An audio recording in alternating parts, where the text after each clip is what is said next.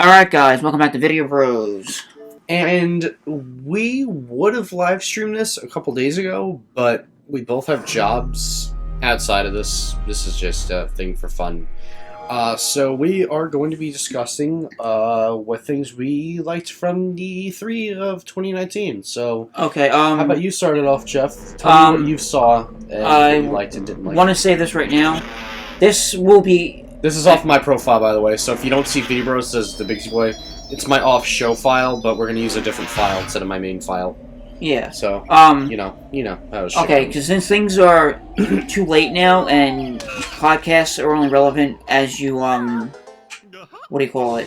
Well, people are still uploading videos now talking about everything. No, I know, but I still haven't uploaded the first Super Mario podcast. Yeah, you might as well just delete that, because there's been new info since, Yeah, so, we'll talk about that in this podcast. I'm not gonna upload that, so this will be our first podcast. We're doing this to celebrate, something, that happened in E3, but when we get to that part, we'll talk about it. Right now, we are playing Banjo-Kazooie. If you haven't noticed, this is not the N64 version, this is the... Rare Replay version. Rare Replay version. I'm using my brother's Xbox One X to play it, because I'm lucky enough that he has it traded in Rare Replay, because he tends to trade in games, so... I asked him, hey, you mind if I bring this to my room and play it? And he said, I don't care. And I'm like, cool. I'll hook it up in my room when I get home. Okay. So I hooked it up in my room when I got home yesterday. Now we're playing Banjo-Kazooie, so, you know. Yep. Also... Or we will be.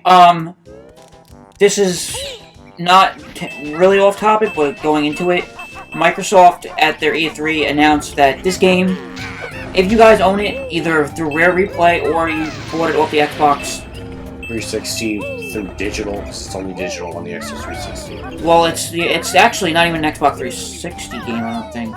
It said it when you booted it up. Yeah, but I think it's an Xbox original though. Arcade. I don't know. It said Xbox Live Arcades. Yeah, but that was also from Xbox original. Yeah. But anyway, regardless of how you bought the game on your Xbox One, if you have an Xbox One X, meaning if you bought it digitally, if you bought it physically, the Rare Replay, or you bought, or if you bought the game just by itself, Banjo-Kazooie, Banjo-Tooie, or any of the Rare Replay games that are available on the Microsoft Store or Xbox Store or whatever it's called on here, you can play it and get Xbox One enhanced graphics now, which I don't know what that's going to entail yet, but for what I know that's been happening is that they can make the game look even better than it is right now, as far as I know. So, we're gonna kick this off. I was just gonna say press start. Yeah, because when I was in middle school, I borrowed this game on the N64 from Ryan. I got a couple hours into it, and then I got lost. I never beat this game. So did I. Really? You know what? One thing I will say though that really sucked about this game, and it's not that this makes the game terrible in itself. That unlike like Super Mario 64 or like Spyro or Crash Bandicoot. Crash Bandicoot never like a 3D open world. Yeah. Is that you don't start with your what do you call it? No, I didn't want that. This is just an example. This is my file. You can be way further out into the world, and you always get stuck right back here when you restart your game, back in the beginning of Spiral Mountain. Yeah, I'm in. All right. So just press start. I know. I'm gonna. Yeah, you can cut that out. Well, no, we're gonna keep it on. But like I said, it's just like you always start in the beginning of Press start to skip this. I know. Alright, here we go.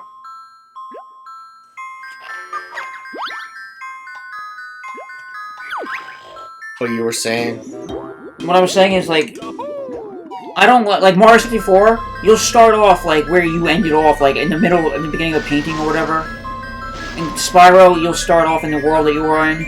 But no, you have to start off right here in Spiral Mountain. The entire beginning of the game. Every time you load it up, you have to start off there. Meaning you have to backtrack so far you can get back to where you were. To be fair, they do make up for it by giving you checkpoints you can find in the game. So once you find checkpoints, it's like, okay, I'll go here, then I'll go there, then I'll go there. I was pretty far in the game, and then playing it last night, and I'm like, I forgot where the fuck I was, where I was going, and then now it's like, well, yeah. By the way, I thought of the idea for this game for the podcast because our bro Safina Alex wanted us to do a series for this game. Despite that she never played this game, she said she'd love to see it because she's, like me, she's in agreement that despite never playing this game, she's happy for the fans that have been wanting Banjo for years. I know, I'm happy for the fans that have been wanting Banjo. I've been wanting Banjo for the fans. See, I'm not selfish. I want characters for people that want other characters. No, I just want Banjo for myself and myself only. It's like, I have I'm joking. I have no nostalgic attachment to Banjo, despite that I've played Banjo-Kazooie before. I've just never beat it. But I still thought he was a cool and appealing character. I'm like, you know what? Put them in Smash, please. I want them for people that want them. And I got my wish for the people that wanted their wish granted. Well, you know though, the gods came down and granted my wish for those. I played Banjo-Kazooie before, like, there was even rumors around it going out saying... I've played it, I just never beat it. So have I. But... now that I've played it and, like, know it... Hey, Bottles. Bottles is adorable, by the way. He, what do you call it? Now that I've played this game, though, it's like... now... if you didn't put Banjo-Kazooie in, right? Yeah. Like, his moveset in this game, all the moves that you learn, and for some reason or another, and I will put it to fault, that Rare decided to do more than they, I guess, anticipated. They just put more into the game than needed to be, because this, like, for instance, like, his moveset, though, in this game, there's so much you can do. Yeah. Way too much than like, another, like Crash Bandicoot or Spyro or Super Mario 64, or even Super Mario Odyssey, for that matter. I noticed in each world you learn different moves, so... Yeah, but the thing is, though, is, like, it doesn't add... It adds variety to this game, but it doesn't... what do you call it? It doesn't take away from anything from this game either, but I feel like they could have shortened it down a little bit to, a few moves, but the thing is, though, that I think... and I'm just speculating here, I think that Rare wanted to make a game because they were owned by Nintendo. But when they saw Smash Bros. Come out, they were like, well, geez, Banjo-Kazooie could be a good character. Let's try to just portray him as he would be a Smash character in this game. Yeah, he was supposed to be in Melee. No, he wasn't. Yeah, Smash Bros. Banjo-Kazooie was originally supposed to be in Melee. That's never been a thing I've ever heard or seen or anything about. But because of what was going on behind the scenes with Microsoft trying to buy Rare, and then they bought Rare, and all that complications behind screen, they decided, okay, well, we're not going to put them in Smash Melee now. But yeah, from what Block Content and many other channels said, yeah, Banjo-Kazooie were originally supposed to be in Melee, but because of what was going on behind the scenes, it didn't happen, obviously. Now I'm happy that it happened for people that wanted Banjo for years. Because Melee came out 18 years ago. 18 years later, now we're getting Banjo and Smash. I know, and I'm grateful for it, and I'm happy. Because, like I said before, like, knowing, once you get all the moves that he can learn in this game... Well, but yeah. Well, technically, it's only Banjo, it's Banjo and Kazooie, but you really only use Banjo because in Banjo-Tooie, then you become separate characters. Well, what about when you're Kazooie running Banjo up a hill? I mean, that's still... I mean, technically, yes, but you're not really, where like... she doesn't run to run them up a steep hill. Yeah, I know, but it's not really, like, they're detached, though. Like, you're not really playing it as Kazooie. Okay, yeah. Yeah, but there you go. What I'm saying is, though, like, all the moves that he learned in this game, basically, it translates one-to-one into Smash Bros. Like, there's no way it could not be a Smash Bros. Character. I like that he uses Kazooie to smash down enemies, just slam her on them. And then another move that's a projectile type move, he just has Kazooie launching eggs at them. That's cool. I like that a lot. So next week we need to go and record this again, and we need to get a kazoo. Am I gonna dress up as a bear? No, you just need to get a kazoo and start playing a kazoo on the show. Alright. I just gotta take some lessons. I gotta take some lessons first. So you gotta go around and press X by the molehills here to learn more stuff. Yeah, I know. As you remember. I know. But, what was your first thing that you saw from E3 that you liked? Because I only watched Microsoft, Square Enix, and Nintendo's. Here's how it goes. Everyone else's I heard was kind of weak, and I only saw clips from them, and I heard, like, the rest of it. Here's the thing, though, like, yeah. The whole entire week, there've been Microsoft, there've been Ubisoft, there've been Bethesda. The PC gaming show, which gaming show, I didn't even know when that was being held, but I don't care about that because my PC's not strong enough to play PC games, so I don't ever watch it. One thing I'm gonna tell you this right now. I'm gonna go right off the bat and just go out with all the. I play games on emulation and fan games on my PC. That's literally it. I don't buy brand new games on PC. Like I wouldn't buy Cyberpunk on there because I know it can't handle it. Unless I get a better graphics card. Hold on, I which fucked up because I didn't. I don't have the money for it, so. You can move the camera and view. Okay. Yeah, it's just telling you to control the camera. Now I can move the camera. That's the one thing I also didn't like. Also. Yeah, the controls in this are very similar to Mario 64. Yeah, I know, but that's one thing I didn't like. Like you couldn't. With some other things. Like you get it very early in the game, yes, but like you should be able to move the camera. Like right when you the first minute you start the game, not when you have to talk the bottles to figure out how to move the camera. Okay, yeah, I agree with you on that. That is a little weird. You skipped another hill. Right there. Yeah, it was, you walked around it. But what was your what did you watch from your 3? Okay, so here's what I'm gonna say. I'm gonna go through because I know, like I said, the times for all the E3 stuff this year was all so random, and I only officially got to watch Bethesda, and I officially got to watch Move Along is your. Yeah. I didn't watch Bethesda, but I heard theirs was very boring and kind of just uneventful. Yeah, okay, I get it. I know how to do this. Pretty much most of the conferences just showed, like, mobile games out of nowhere, and it's like, why the hell are you showing us mobile games? We don't care about that. Show those some other time. I know. Like, here's a... okay, but... Microsoft did the same thing with the Gears mobile game, too. Well, they've always been talking about Gears. But I've only... Like I said, I've only watched Bethesda and I've watched Nintendo. Now, the thing is, though, that I've watched other videos. So you only saw 2 conferences out of, like, the 7. Yeah, hold the right or left trigger. I saw 3 of them. Press A to go for it, okay. I saw 3 of them, but I saw clips from other conferences I didn't watch the full thing of, but I'm just like, alright, this is the only thing I'm interested in, or intrigued by, so I'll watch this one clip from this one conference. Hold on, hold the right or left you gotta hold the trigger and then jump. Hold the right or left trigger and jump. Okay. It's the long jump. Yeah. That's what I'm trying to figure out, like... I'm talking and I'm not paying attention, and I know the moves already, I don't... It's like that one move in Mario 64 where you do the backflip. You know? Yeah, I know. Can you make that from here? Because I usually use the other one. I don't... Oh, you can do the long jump up that one, that's why. The left or right trigger while pressing A. Go up to that one and do that. Not with that one, I can't. Yeah, it's too high. Like, I can do it with these, but I can't do it. No, left or right trigger and jump up to it. That's how I did it. Oh, okay, that one. Okay. That's Osama. I did that. Right. I did that last night in my own file. Okay, here's what I have to say. I'll go with what I have to say that I think is bad about this whole E3, and then and the very little that I've seen that and then I know that it's bad.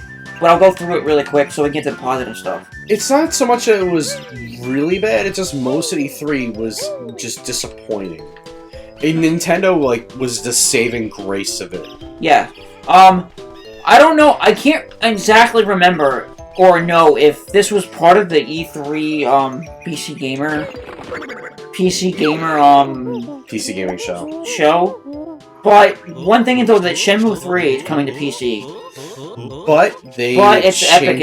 It's exclusive to Epic. Not even like a deal where it's like you're an Epic, then the rest of it's gonna be on Steam. It's just Epic owned it right out. And Epic was the one that was supposed to host this whole thing. So and now fans that already donated their money to the Kickstarter page for the Steam version are getting pissed off, and now they can't get their money back. Yes, I was just gonna say that because I saw the Quartering's video on it.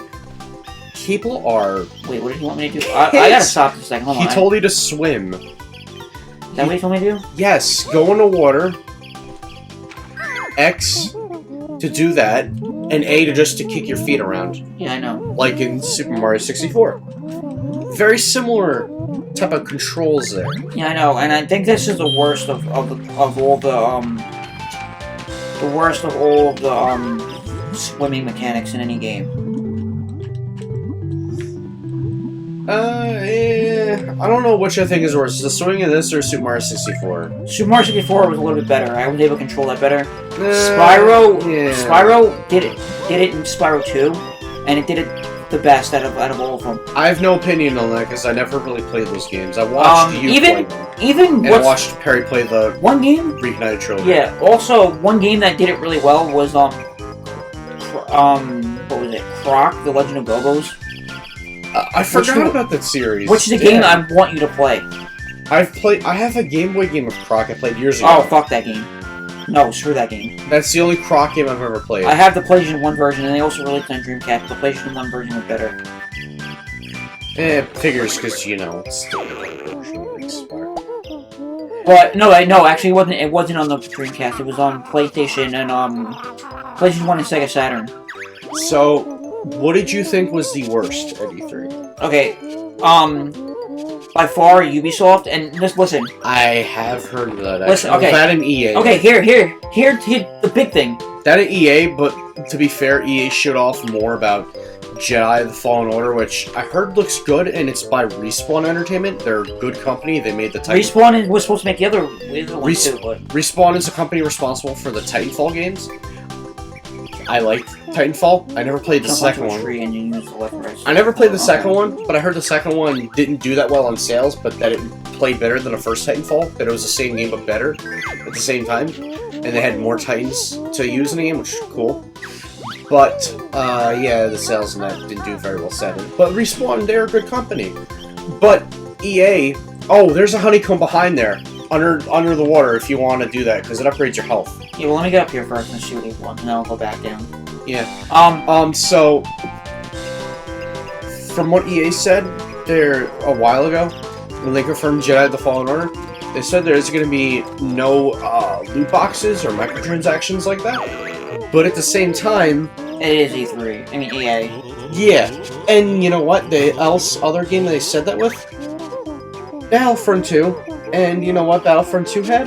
Battlefront 2 had microtransactions. It had loot boxes. And so it looked like they lied. They went back on the word. So that's why until Jedi The Fallen Order comes out, I am not gonna listen to them straight away and take it as just face value. I'm just gonna take it with a grain of salt until the game's out and I see what happens. Or what they could do is like, oh, there's no microtransactions or loot boxes now, but we could put them in later. So I'm gonna wait a bit before I decide on if I'm getting that game or not. But from what I saw with the gameplay-wise, it looks good for what it is. I just hate seeing games that look so good or they could become amazing, and then they just ruin potential with their greed. I hate when game companies do that. Wait, are there only honeycombs outside, or are they inside the... No, you can find them, like... Well, I never really found them in, like, buildings, because I haven't gotten too far yet in the game, but... So far, I've found them, like, just wherever I don't know. Anything around here? But, you have to go up platforms to go up these ones. So you have to climb up here and then jump across and manage your way across there on this side. You are onto something though. But, I didn't watch the E3 conference, but I heard it was really not that good at all. I heard it was easily the week. It was hilarious though. Like I would tell him, Brandon. I skipped it completely because I knew it was going to be garbage, and then I heard it was garbage. So just double jump. Yeah. Okay. Yeah, you had to double jump up to that one. And I tried. Yeah. What was hilarious? I was telling Brandon. I was at my grandfather's house. Oh yeah. And he had the stock market open on his TV because he was seeing how he was doing in there, and then they just came up with like everything that happened so far at E3, and then like because they were talking about like the gaming section, how companies are doing, and then like all you see is like Google, and then you see Microsoft, and you see EA, and then you see A and A again. Oh damn it! No, but it keeps. I did double jump. That's the thing. He's swimming like a dog. See a dog right And then there. it was hilarious because well, you see the EA and like everyone's stock going up somewhat, and then you see EA just going down really badly. I heard that too. Yeah, I only watched 3 of the 7 conferences. I didn't even watch the gameplay ones from the Treehouse yet, I need to watch those because there are games I do care about. Oh, there's... Yeah, I was gonna say... Okay. Oh, that's an extra life, by the way. You do want to get that. I know, I'm gonna try. So... Yeah, that's the only thing I really saw was Jedi the Fallen Order. This is what I... It looks good. I just hope they keep to their promises of putting no microtransactions. I know. One thing I want to say, though... Because, to be fair... What? To be fair, A Way Out was an EA game. No microtransactions, and that game sold well. And it was a really good co-op game from what I heard. I still want to play that. I heard amazing things about it, though. I heard it was really good, though, and they didn't, like, ruin it, and it sold well on its own. You want me to try this? Hold on. But yeah, what, do you think EA's the worst one? Because most of the conferences were underwhelming. No, you know what I think? I think the whole theme... What are you trying to do? You want me to try this? Hold on. Because even though I'm a little, incapacitated, I can probably do this. No, it's just, I think it's because I'm jumping while I'm moving, and it's not, that's why you can't, you have to jump and move then. Hold on.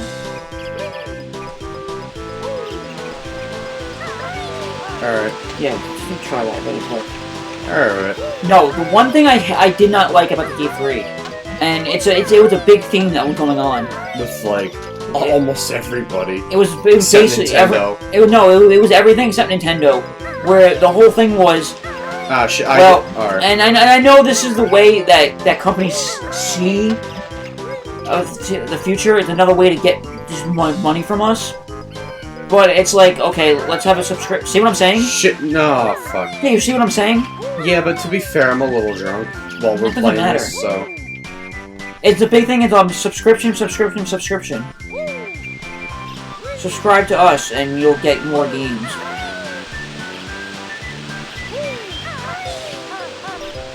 There you go. I don't think there's anything else over here. I think that was it. So. That's it. From what I remember, yes, that was it. So. The big thing that happened at E3, like I said, was subscription. Yeah, there was a whole bunch of subscription services. Like I didn't like. What do you? Okay, listen. I understand that you want us to buy games. I think you got that one already. It's the one over there by the rocks to teach you how to like roll into enemies. Oh, yeah, okay. Yeah, it teaches you how to like attack enemies. What I don't get is those like, okay, you can play. You have Microsoft Xbox Game Pass, right?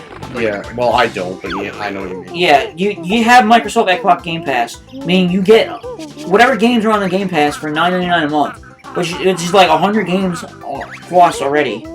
Which is a good deal if you're gonna play a game and not really like play it all the way, or you're gonna play games for a long time and just keep buying games instead of buying games $60 a month. You gotta press X while you're walking into them to roll into them. That's what I'm doing. What do you want me to do? Alright, then... Unless that was the bird one. That's what he wants me to do. Right trigger and then... That's why he wants me to use the beak. Okay, that's what it was. Yeah. Not that. I know. There you go. Yeah. No, wrong direction. One of them has a honeycomb in them, I believe. I think it's the one all the way on the left. Right there, yeah. There you go. Towards upgrading our health. Now, one thing I will say though that we need 2 left to upgrade our health. Yeah. One thing I will say though that is actually good about Microsoft's subscription service is that they showed off what they call their xCloud gaming platform. And for what that is, if you buy it for like, I forget what the price is, but it's a really good deal though. I think we can go up Spiral Mountain now. Well, I could have done that already, but I want to make sure I have everything. I think we got everything. You got the one underwater, right? The one underwater, the one over here, and then the tree. Then... There's probably one in a tree somewhere. Now I can climb down. I was gonna say, because one of the ones you can get from climbing in a tree. Look around with the cat. Oh, okay, over there. Yep. Where you literally just were. I forget what it was though, but if you pay like a certain amount, which is I think it was like 15 something or whatever. Yeah, they're like $15 a month. 15 or something like that. You get Xbox, not Uplay, or whatever it was. No, for Microsoft, if you pay like with Xbox Game Cloud. There you go. One more. You also get like for $15 something like that. Then you can climb up to the Spiral Mountain. Yeah. You get Xbox Game Pass for Xbox One and Xbox Scarlet, which I'm going to talk about Scarlet in a little bit. Oh wait, you didn't go to that farm one. Jump down. I'm sorry. I'm trying to figure out. No, yeah, there was a farm one where you learned to roll into enemy. Yeah, right there. That's the last one, and then you can climb up the mountain. You get Xbox Game Pass for Xbox One, Xbox Scarlet, and you also get it for yeah, right there. PC when it comes to the Xbox Game Pass for PC. About the Google Stadia, huh? Well, I'm gonna go with all the subscription first. Now, I only ask because of their stupid subscription thing. No, this is okay. Listen, Google Stadia can be really good. It could be, and you know, because guess what? But they're not handling it correctly. No, Google is one, and I will say this: Google is the only company I know of that has a floating carrot that you attack. Named Topper. Hit Topper. You have to roll into him. No, it's a swipe attack. Oh yeah, you gotta just press X at a standstill. Yeah, there you go. Whoa. Oh, I didn't know you could do that. I didn't know you could do that either. I don't think you're supposed to. No, wait for more toppers. There you go. So what are you saying with Google Stadia? I think if you kill another one, Now try my fearsome forward roll. Okay, yeah, now I got it. Yeah, you gotta roll into him, and then you get a honeycomb out of him. I love how Kazooie just like, bitch, I exist.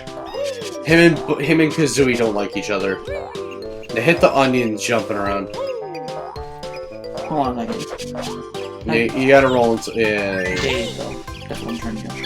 So what were you saying? Google is the only company I know of, rather right now. If they want to do a cloud gaming, they're the only ones that know that could do it because they're everywhere. They're everywhere. Google. They have the infrastructure to go around the entire globe. Yes, not the entire globe has internet every single spot, but where people have internet, and and also there's a law going. There's a law now where you gotta hit Collywobble. Yeah, you hit Collywobble. Good job. Like there's a law where now they're requiring everyone in the UK to get at least 10 megabits per second up and down on internet. And just for there you go. Just for comparison, that's a good start, but it's not like anywhere like near ready for Google Stadia. Like Google Stadia used to be where you needed at least 15 up. Nice, you got another honeycomb for health. Yep, now I go up the Spiral Mountain. Now we got 6. Now I go to Gruntilda's Castle. And Gruntilda's Mountain. A lair, whatever you want to call it. Grunty's Lair is what they call it. Yeah, Grunty's Lair. Google Stadia, originally, when they first announced it... I didn't do anything to you. Alright, so we'll go to Google Stadia. Yeah, okay. So, like I said, if you get 10 megabits per second up, and I'm down, right? Yeah, go on the right. I know. Hey. We don't even need it. We have full health right now. I know. Whoa. That was almost a failure. I would have fell in the water anyway and I would have climbed back up. But, you get 10 megabits per second and 10 megabits... 10 megabits per second up, 10 megabits per second down, upload and downloads. Which is not even anywhere good enough for Google Stadia, because Google Stadia, you need, at first you needed 25, then it got bumped up to 35 megabits per second.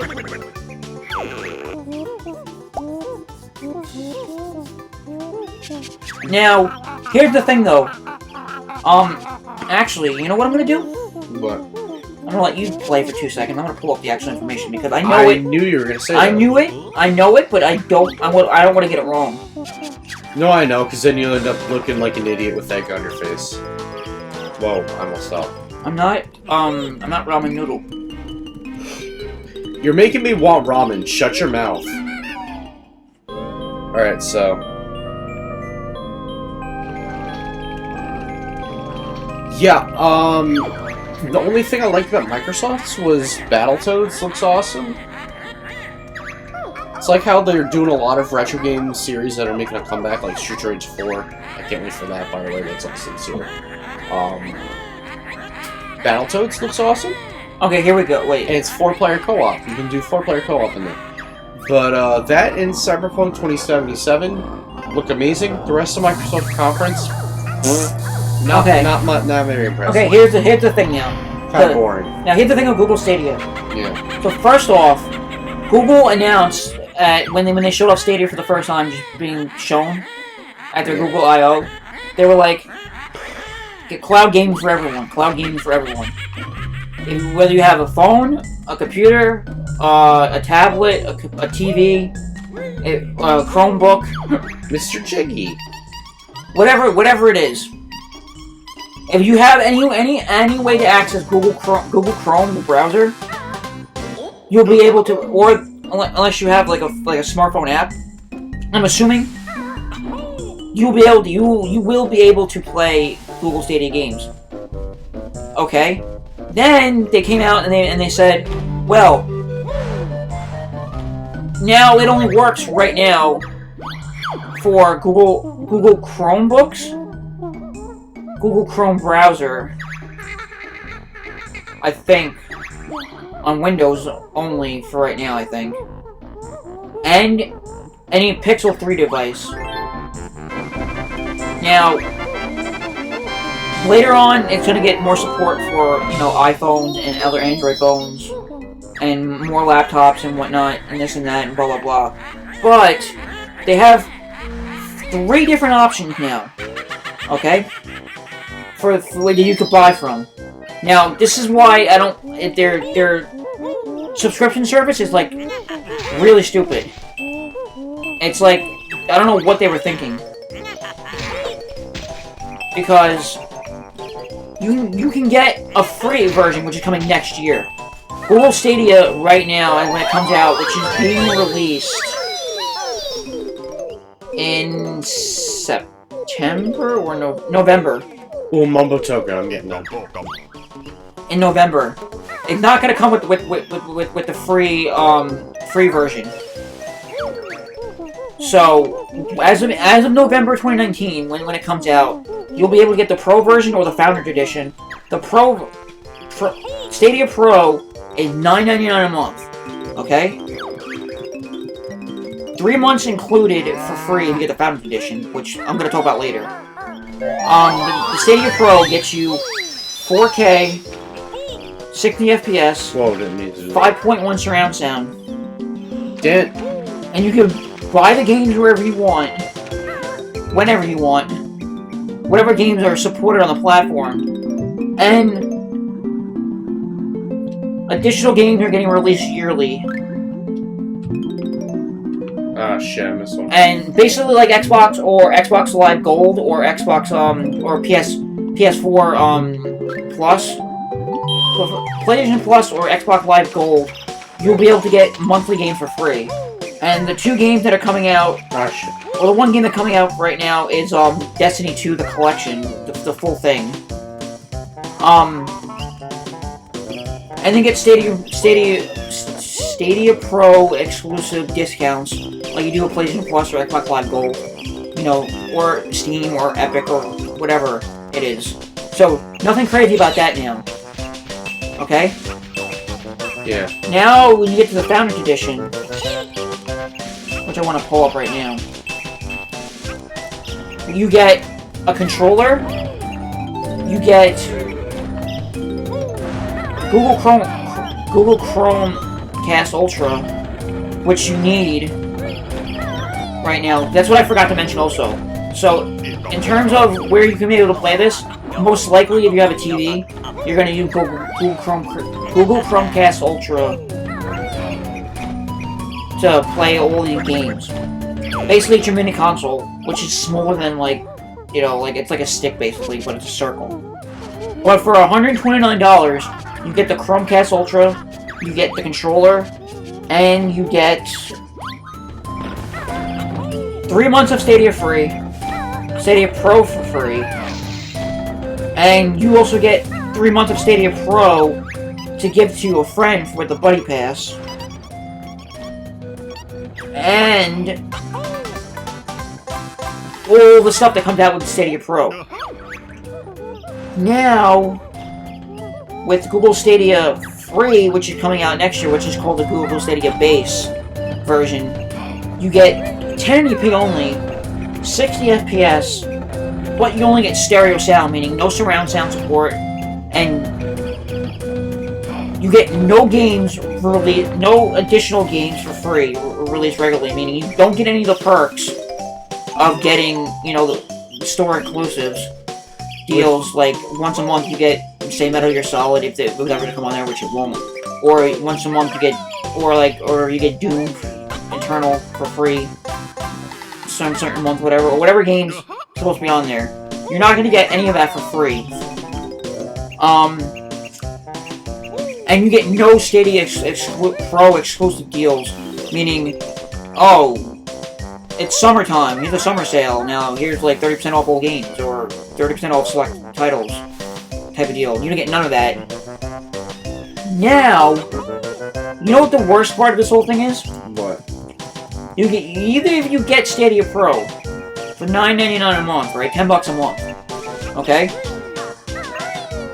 You're paying $10 a month, and you're getting for free only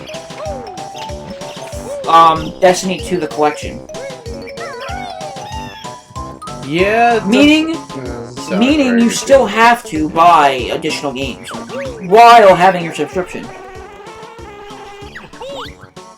Yeah, I remember when Rich talked about it in the review tickets a video, and I thought that was the dumbest thing ever. Who came up with this idea and said, "Yeah, okay, put that idea out there." And you know, that's a smart move. Yeah, you want to know why though? Why that's a bad thing? Because you're paying for the service and you're also paying for standalone games on there. Yes, but you know what? Why that's worse though?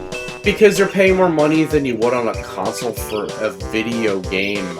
Yes, but we don't know what the prices are of the video games yet. That's up to Google to set the prices, and the developer to set the prices of how they want to do it. But the thing is though, is like for instance with PlayStation 4, okay? Yeah. You want to play online? That's fine. Pay the $60 a year, and you get to play online, and you still have to buy your games. But you know what else you can do? What? Technically, not that it's the way to go, because not many people do it. Not many people do it this way, unless, you know, if you have internet, then you don't really do it this way. It's only for the people that really don't have internet, or if you don't play your PS4 that much, or the preferred console as much as you would like. If you don't play it as much as you think you would, then this is you don't do this. But for most people, you buy a console, you're paying for the online service. And you're paying for the games. You don't have to. I mean, you don't have to go and pay for the online if you don't want to. You just buy the games, and that's it. But nowadays, that most games that come out are like, you know, online subscription, not online subscription, but online only, and you still need, you know, the online, you know, to get DLC and stuff like that and all that stuff. You're paying for it anyway. But you know how much if you pay $9.99 a month a year. It is for Google Stadia, $9.99 a month for a year. You know how much that is? How much? Round it off to $10. That's $120 a year. To get 4K. Does that sound like a good deal to you? Because to me, it doesn't. No, and you know what's actually, you know what's crazy? What? I'm not sold 100% because not many people will talk about this because they just forgot about it, I guess. But there's one glaring issue that I have with Google Stadia. Ooh, mumbo token, getting that. You wanna know what that is? What? Google Stadia, as of right now, seems like the worst. No, okay, maybe not the worst. But it seemed pretty bad in the sense that the latency that we're gonna have. And you wanna know why? Maybe, just maybe. I don't know if it's going to be a thing though, but maybe because Google Wi-Fi is a thing. Yeah. And if you have Google Wi-Fi, maybe they'll update Google Wi-Fi and Google Stadia to have better connectivity with Google Wi-Fi, so you get a better stable connection at least. Because you know how Google just always like to integrate their products together, like that. Sadly, yes. Okay, maybe that'll work, but think about this for a second. Because on Google Wi-Fi right now, you can set up all your devices beyond Google Wi-Fi to have internet access to all your devices. And then you can go and, if you need to, say, oh, I'm playing Smash Brothers, or I'm playing Street Fighter, or I'm playing Call of Duty, or I'm playing Fortnite, on whatever console or PC or whatever you're doing, or I'm trying to stream 4K, whatever, on Netflix, on my TV, or my PC, whatever the case may be, you can set up your network to prioritize that device. Meaning, okay, I have my Nintendo Switch on right now, and I want to, watch YouTube on there, but it's lagging because the internet, someone else is hogging my internet, or whatever, or someone else doing this or doing that.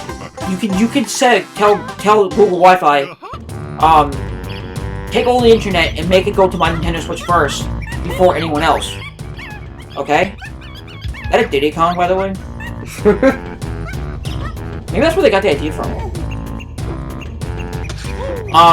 Okay, I gotta go. Okay, there we go. So basically, if you need the most stable connection, or you need the most internet for one device, you can tell Google Wi-Fi to prioritize that device. Makes sense, right? Yeah. Okay. Now think about this. Now you have Google Chromecast Ultra, which run on Wi-Fi. Now, how do you play those games? You need a controller, right? Yeah.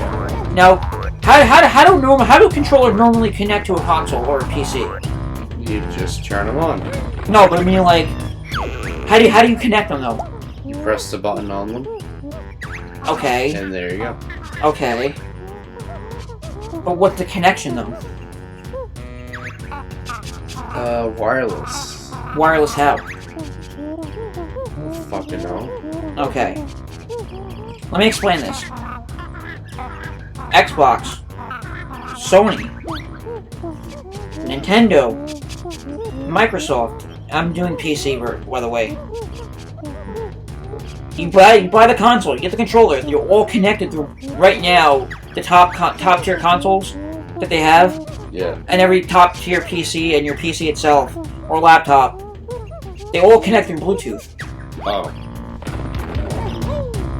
Google Stadia, their controller connects through Wi-Fi. That is the dumbest thing. No, the controller connects to Wi-Fi, meaning it'll be tied to your account. I haven't been able to get one yet. It'll be tied to your account. So think about this now. What do you do? It's a game. Okay, now think about this for a second. What do you do now? If you have Google Wi-Fi, do you prioritize the Google Chromecast Ultra? Do you prioritize your laptop? Or whatever is streaming the game first, do you prioritize that? Or do you prioritize the controller? Because the controller had latency with Wi-Fi. Your base console, whatever it's going to be, meaning if it's going to be your phone, your laptop, your PC, your tablet, or your what do you call it? Or your Google Chromecast Ultra, there's going to be some kind of latency in there too. So what do you do in that sense? I mean, I could be wrong, and it could just be a Wi-Fi direct connection, but I'm pretty sure Google said though that it uses Wi-Fi for the controller to connect right to the servers. Meaning, you're basically what do you need to prioritize then? Like, there's gonna be lag on the console, and there's gonna be lag on the controller because both the controller and the console are going straight to the internet. It's not like Microsoft where they have their xCloud gaming platform, where it's just, well, here's your controller, here's your Xbox controller, it connects to the Bluetooth. All right, connected right to your phone. Done. Now I can play Xbox games wherever I'm going. Oh, let's connect it to my PC. Okay, good. My laptop. Good. Bluetooth. Good. All I need to do is just say Google Wi-Fi. Put it on there so you get better connection. Good thing I didn't pick those up yet. Huh? Good thing I didn't pick those honeycombs up from before. So, put it this way. All in all, you're getting a subpar connection, $120 a month, if you want the 4K, which a lot of people, I don't know if you're going to even be able to support 4K. I mean, Google said that you can do it with most connections, but I don't know how it's going to work out. And then you have Google, and then you have buying games, which would be like $50, $60 a game. And some games could be a little bit cheaper, but but it's like you're literally like trying to, they're truly trying to just grab you of all the money they can. Yeah, that's what it sounds like. I mean, Google, they have some cool features, don't get me wrong, where you can, you can live stream directly from Google Stadia. You can pull up a video and ask it where to, how to, do you have enough of those? Nah, yeah, I need one more Mumbo token, but I wanted to get the notes here first. Because he does something, I don't know if you got far enough in the game, but he grants you a magic spell that helps you get into another area with the puzzle piece. In here, or in just in this area in general. Oh yeah, no, I know. You turn into a spider. You turn into a termite, I think. No, an ant. Or I thought it was an ant, but I'm not sure. Honestly. It is an ant. I remember that from playing. But what I was gonna say though is, okay, you have that now, right? Yeah. Google Stadia. I don't care for it. I'm gonna try it out just for the first year, and then I'm gonna see how it goes. Cause I'm an enthusiast, and I like to try everything out. Yeah, of course. So I'm definitely gonna try it out. Don't get me wrong. It's cheaper than a lot of consoles, and I do have the internet for it, so I'm gonna try it out. But now like I said, now you have Ubisoft coming in and saying, "Here's Ubisoft Uplay Plus, $15 a month. You get a bunch of games here and there." But you know what's crazy about that? What? Is that you're already paying for Microsoft Xbox games, right? You have to go to Mumbo. Yeah, I know. I had to get a 5th one before I could do that. Cause you know who does the voice of him, right? Who? Grant Kirkhope. Really? Yeah, that's his voice. Oh, you're paying for Microsoft Xbox Game Pass for 100 games, whatever, right? Yeah. But think about this for a second now. Why would you pay for Microsoft Xbox? No. Let me rephrase that. Why would you pay for Ubisoft's Uplay Plus if you were already paying a subscription service to Microsoft, say, right? Yeah. And you're getting all those big games, basically. I mean, for granted, you're getting Ubisoft games, but it's on Xbox, though.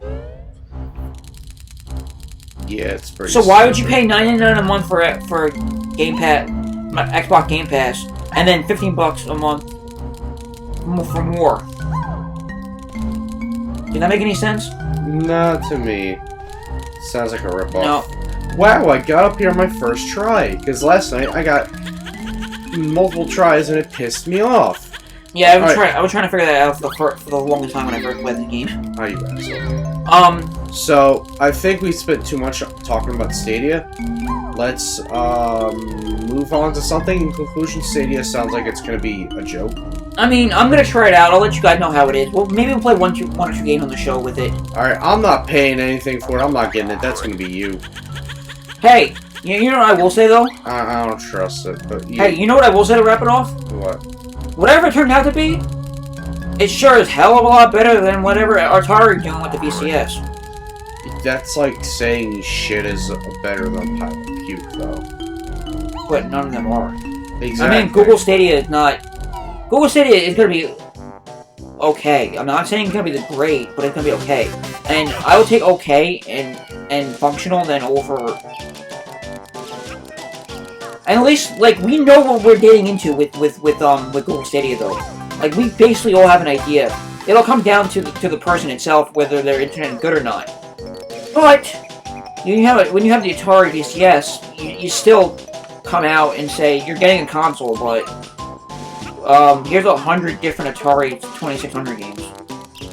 Like, okay, I bought Raspberry Pi for 35 bucks. I emulated that no problem in like 3 hours. Okay, and I got the entire 2600, 5200, and 7600.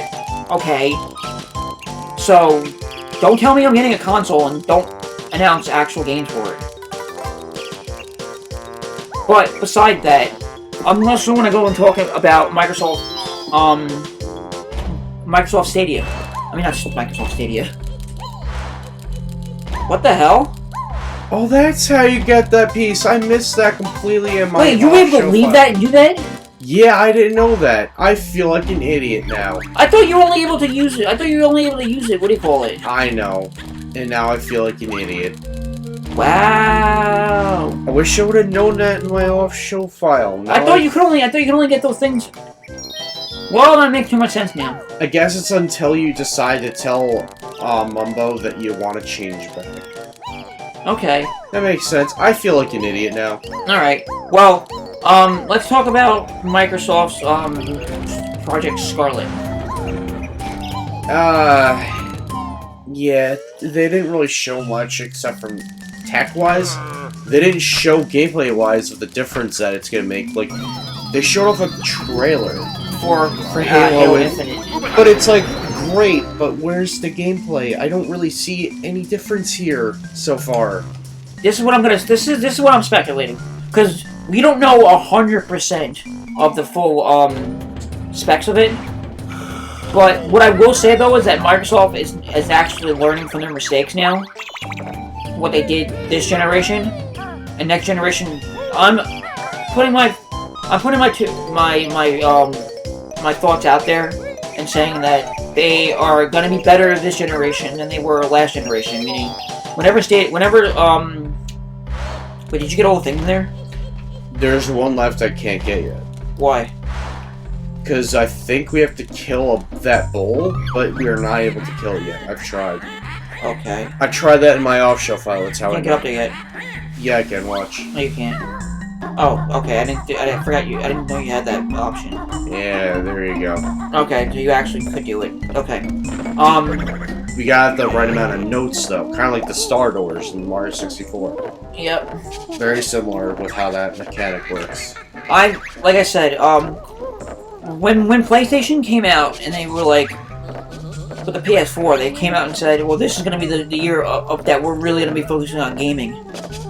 And all gaming aside, that's what their main focus was. Sure that you can get Netflix and stuff like that, but their main focus was they don't even have like a 4K Blu-ray HD drive in there. They don't like it. There's nothing proprietary in that system that says we're for media, here's our media, this and that. It's more about games and the games only, and that's what they focus on. And guess what?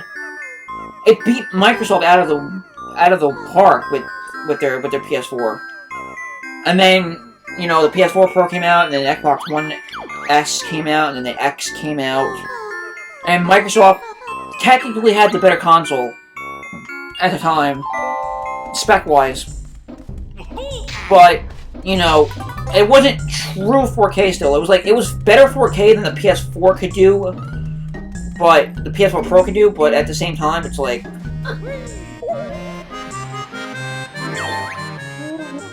It's like you have a better console, technically spec-wise, but you don't have the games for it. Now Microsoft is going out there and giving us a gaming-focused generation. Oh my god. You always have the hiccups when you're over. You were saying? Sorry, I had to hold my breath for that. Microsoft is claiming, and I don't believe them 100% though, but they're claiming. Why didn't you go in there yet? This is just to teleport if I find another cauldron. Oh yeah, okay, I know that. Microsoft claims that they're gonna have way better performance than PS5 because they claim they have an SSD inside, right? Which will totally make the game loading times faster. They can load up just general graphics and everything just faster in general than a standard hard drive, which is something we needed for this generation anyway. And you can see it, not that it's an SSD, but flash memory. It's basically the same thing, but, you know, different technologies, but the same thing at play here, where you see it with Nintendo Switch, where you see, like a Wii U game, when you port it to Switch, and the Wii U game loads, like, you know, 30 seconds to a minute, and then the Switch is loading everything up like 10 seconds to 15 seconds. Yeah. So you see the technology that's going in there, which is great. And I applaud this generation of going that way with SSDs.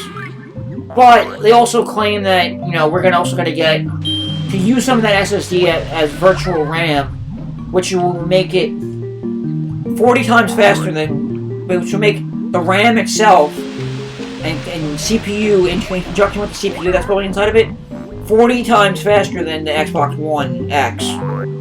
And then the graphics, on the graphics side, we're going to be able to do 4 times, with the graphics and CPU, overall, we're going to do 4 times better than the previous consoles. Now, they're claiming 8K and 120 FPS. Down another life. Down another life. And I don't believe they can do that. I do not believe that they can do 8K for 140 FPS. Why not? Huh? Why not? Because, and then there was a video that I watched too that even confirmed this, why you cannot do this yet. And you want to know why? Because Linus Tech Tips, one of the tech gurus on YouTube, did a video just yesterday actually about gaming on an 8K TV for the first time, like the very first consumer available 8K TV. And guess what? What? 8K is only going to get you, if you know how to work it correctly with the right graphics cards, and you need powerful graphic cards because 8K is 4 times the resolution of 4K. You need the right graphics card on a decently powerful one, like the most powerful one you can get out there right now for gaming wise. And it only runs at 8K at 30 FPS on a Windows computer. Might I add you?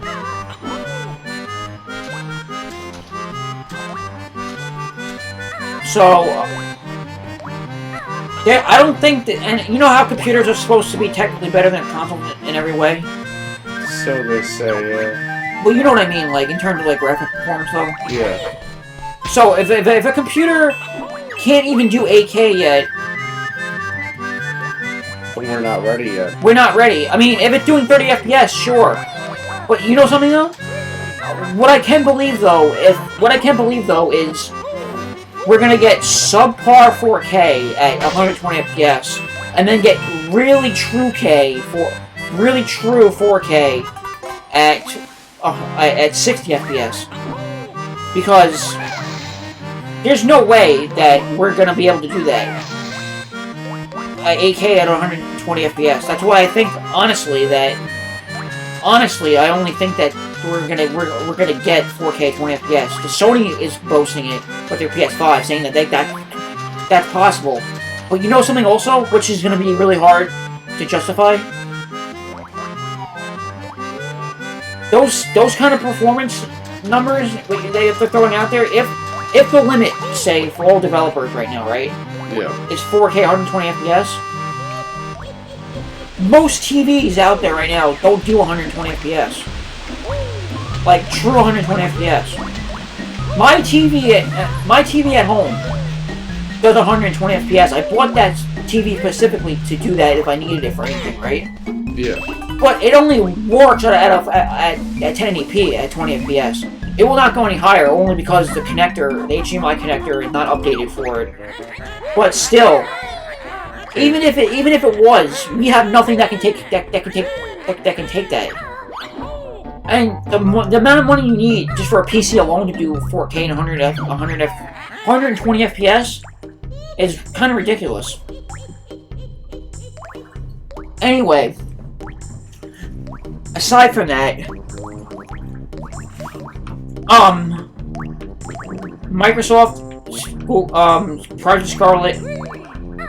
I think it's. Are you gonna go into actually any like world and planning worlds? Trying to. Why don't you just go to Treasure Trove Cove? I will next. I just did this yesterday. This is where it fucked me up. Oh, I got past this. Yet. No, it did. No, I'm not saying I didn't get past it. It fucked me up because right when I got to that beehive, Yeah. Yeah. It fucking crashed on me 3 times. Strange. So you were saying? With Microsoft's Project Scarlet, you know, we're gonna get a way better console out of it in general, just because of the way technology going with SSD and better graphics already and stuff like that. So we're gonna see games that we haven't seen before, and you know, with both consoles claiming they're gonna. Watch out for that thing. Yeah. Watch out. Oh, it's not there yet? What the hell? Well, it's not there yet. This is supposed to be a monster that comes out. I haven't seen it yet.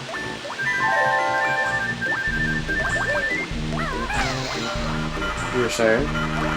We're gonna get a better console overall. That's Project Scarlet off the bat is gonna be better than Xbox One X for sure.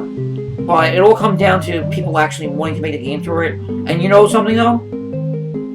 And people are gonna make games for it, but you know what's getting very, very tiring about this generation now?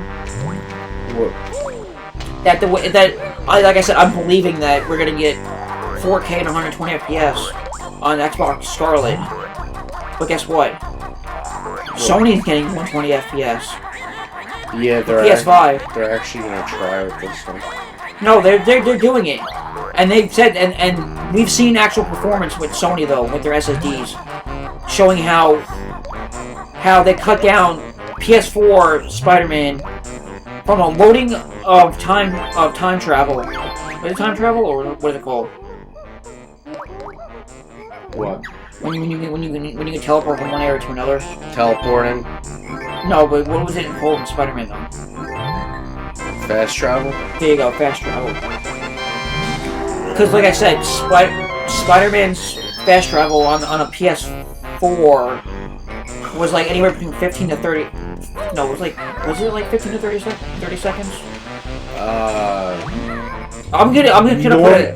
Normally, yes, but I think on the next gen hardware or on the Xbox One X or whatever it was a 0.9 seconds. Yeah. So it wasn't even a full second, meaning Sony has created their own SSD. We know what we're getting into a little bit with Sony. I just don't know what we're gonna do with Microsoft. Microsoft, yeah, because Microsoft can say a lot of things, but we don't know until they actually show it. And now that we have confirmation from Sony, I believe Sony is gonna probably win again this year, just because they know what they're doing. And you know, with the strong tie that they have, and they're being smart about not going to E3 because you know they have to focus more on getting the games out there for the PS5 launch. That they're not ready to show off any game because they have to get them there and ready. I think Sony's just gonna knock it out of the park this time. I don't think they needed to go out and say this because they're already talking about it here and there little by little. It's a smart move. But anyway, so there was that. Microsoft had a bunch of little games come out here and there, and since Brandon knows about this a little bit more, we have to really get going with it. Because I've been going on a rant and a tangent with certain things. Because you've been talking more about the technical aspect. Yeah, but those are the things that people actually, you know, care about too. But yeah, because it's not just about the games. Like, okay, you can come up with a conference and say we have 50 games coming out from between this year and next year at least right now that we can tell you about. Okay, where's the gameplay though? Yes. How does it run? That's what most people's problems were. Most of the E3 was just, here's a cinematic trailer, there's no gameplay. And then... You gonna try to get in there? I was just looking around it. Here's another trailer, but there's no gameplay though. I know. And it's just like, oh, okay, so I don't care then, because you're not showing me how the game plays. You're just showing me a movie trailer, basically. Yeah, and you know what? That's not what I meant to do. You know what sucks about trailers, though? And Nintendo actually was different. They showed gameplay for a majority of what they showed. I know. Whether it was new announcements or it was games we already knew about, they were showing how the games played. Yeah. Before we go into Nintendo really quick, though. Yes. I want you to talk about one last thing about Microsoft. What? Keanu Reeves. I knew you were going to bring that up. So, the one thing that stole Microsoft's conference, like, just absolutely amazing, was... you better get out of there, Breach. So... Throw spoons at it. So what happened? Throw spoons at the shark. If you guys don't know about that, it was a joke that I referenced in an earlier video. Tommy was saying big shark. So what was going on was, they announced more stuff about Cyberpunk. Like, well, by that I mean they showed another trailer with no gameplay. And at the end of it, they showed Johnny Silverspoon, and he is going to be voiced by Keanu Reeves. And oh my god, Fortnite guy gonna be in Cyberpunk! I lost my mind when I saw that because I love Keanu Reeves. I love his movies. He's a great actor. I was happy. Young Dia was really happy. His live stream, he was yelling, "No way! No way!" He was really happy. I'm like, yeah, I agree. Because this is I haven't even seen the pretty amazing. The John Wick movies. Oh, sometime when we hang out, I'm gonna show you all of them. They're really good. I heard that the what do you call it? That third one was just more about like he was just in a truck the entire time. He didn't really kill people. No, he killed people. He didn't kill girls. Well, no. But so yeah, he came out on stage promoting the game. Oh, you gotta find out where to get the what do you call it to get the new moves in this one. Yeah. You can't do anything until you find bottles. I have a bottle on my counter. So, Keanu Reeves comes out on stage, talks about how a while back, CD Projekt Red approached him about being in the game. Normally, he doesn't do stuff like that, but he likes immersive stories and he likes good stories. So he decided, you know what, I'm interested. Count me in. So he decided to partake in it, and he agreed to it when CD Projekt approached him a while back. And at one point he mentioned on stage about something about, like, he was going to show something about the game being absolutely breathtaking. And then someone on stage, like in an audience, was like, "You're breathtaking!" And then Keanu Reeves is like, "No, you're breathtaking!" You have to just climb L&R. I know, I'm trying. There we go. Oh, did you go into the ship yet?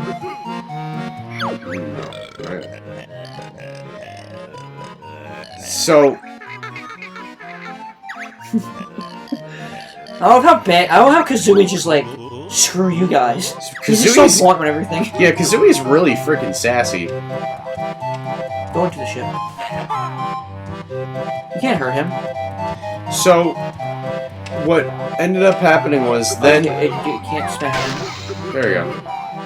What ended up happening was then Keanu Reeves was like, "No, you're breathtaking!" And then he yelled, "You're all breathtaking!" And then... Oh, you're not gonna be able to do this yet. And eventually, then at one point he's like... Oh, the mumbo. He's like, "Oh, did you guys want to, do you want to hear about the, release date?" And everyone's like, "Yes." And then he showed a release date, and it's for, I think, April 14th of 2020. No. April 16th of 2020. And it's just, like, really cool. Like, Keanu Reeves is a really likable dude. Like, I would buy him a fucking keg of beer if I met in person. You know how if you like someone, and you're like, you know how I like this person? Because I say I would buy him a beer.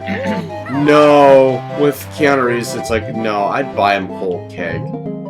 That's what I would do. He is just such an awesome guy. Oh, I got gold bars. I didn't know that was a thing. That's treasure. Yeah. You're not gonna be able to do that yet until you unlock get the water out. Water levels are the fucking worst. I agree with the if you do with unlock. But yeah, he was shown a release date. And then there goes the rest of what was interesting about Microsoft's conference. Because they didn't really show anything else off that was really interesting. They showed off Gears 5 for, you know, like 5 seconds. And didn't give a release date. They just said it comes out this year. So it's coming out on Xbox One then? Yeah, it is. And then I'm guessing it's also... Oh, grab that feather. There you go. I'm assuming then if it's also going to come out, if it's that close, and Stadia comes out, I mean, Scarlet comes out, and I don't think I can do this yet, because I think the shark comes back. No, you can still do it, you just have to get up there, you can still do it though, you just have to watch out for the shark. I've done it. That's the whole idea, you just can't, the shark's not gonna do anything. It only comes out when you're in the water, so you have to be really quick. I remember that years ago, and I'm like, you're an asshole, screw you. There you go, I got mumboed. Yeah. I think though that, that even though it's coming out in 2020, not 2020, Gears is coming out this year, and we don't know much about it yet. You still have to go that way anyway. I'm trying to go this way. Yeah, that's what you're supposed to do. You don't have to hop between them, you're not gonna... Well, I'm just trying to be cautious, you know. I know, but you can still do it, Continue saying what you're gonna say. Yeah, Gears coming out this year, Gears 5. Gears of War 5, for that matter. Joke's on you, Shark. That it's going to be cross-compatible with, because even though Microsoft announced it, I don't know, Microsoft announced it that the Jaws music Xbox Scarlet is going to be backward compatible with every other Xbox. So, Gears 5 is definitely coming to Scarlet, and it's going to be a better game on Scarlet, probably, but... Well, yeah. But most people, if it comes out this year, are going to buy it for, if it comes out in the fall or winter or whatever, they're going to buy it for Xbox One, not Scarlet. Yeah, I think everyone wants to play a game, like, immediately while they're able to, before the system's support is cut off. Yeah. Which, you know, that makes sense. Oh yeah, I forgot about this. Yeah. Okay. I will talk about, really quick, what I did see on Bethesda's side of the conference, and then it's really quick, and then we'll talk about Nintendo, and then we'll end it there. So Bethesda, did you see any of it? No, I didn't really care for anything from Bethesda, to be honest. The new Doom actually looks good. I heard that. That's one thing that I heard was good that they showed. Other than that, I heard their conference was really boring. If you didn't watch it, spoiler alert for you guys, Fallout 77 got announced. Fallout 77? Fallout 77 got announced. Okay. You get a high quality plastic bag that came from the dollar store. And now instead of one jacket that you can buy, you can get 12 different jackets, different colors that no one asked for.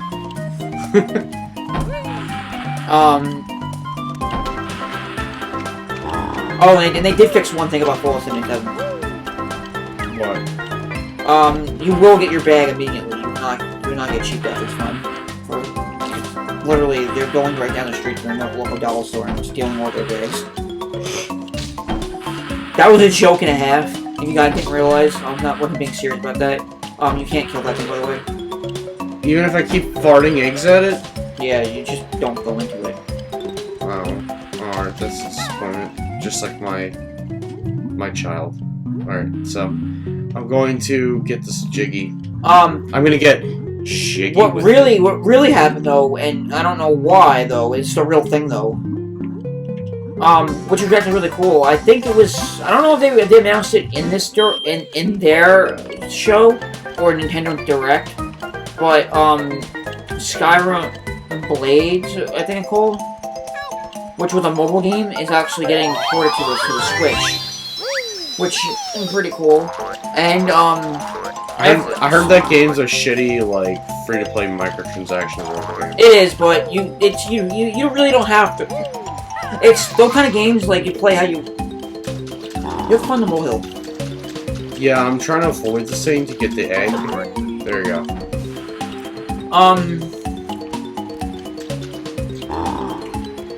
Basically, Skyrim Blades, it's like any mobile game. You don't have to pay into it if you don't want to, like any microtransaction game. But, of course, people are stupid and they will do whatever they can and spend thousands and thousands of dollars on microtransactions and whatnot. They're called whales, but you know what I call them? What?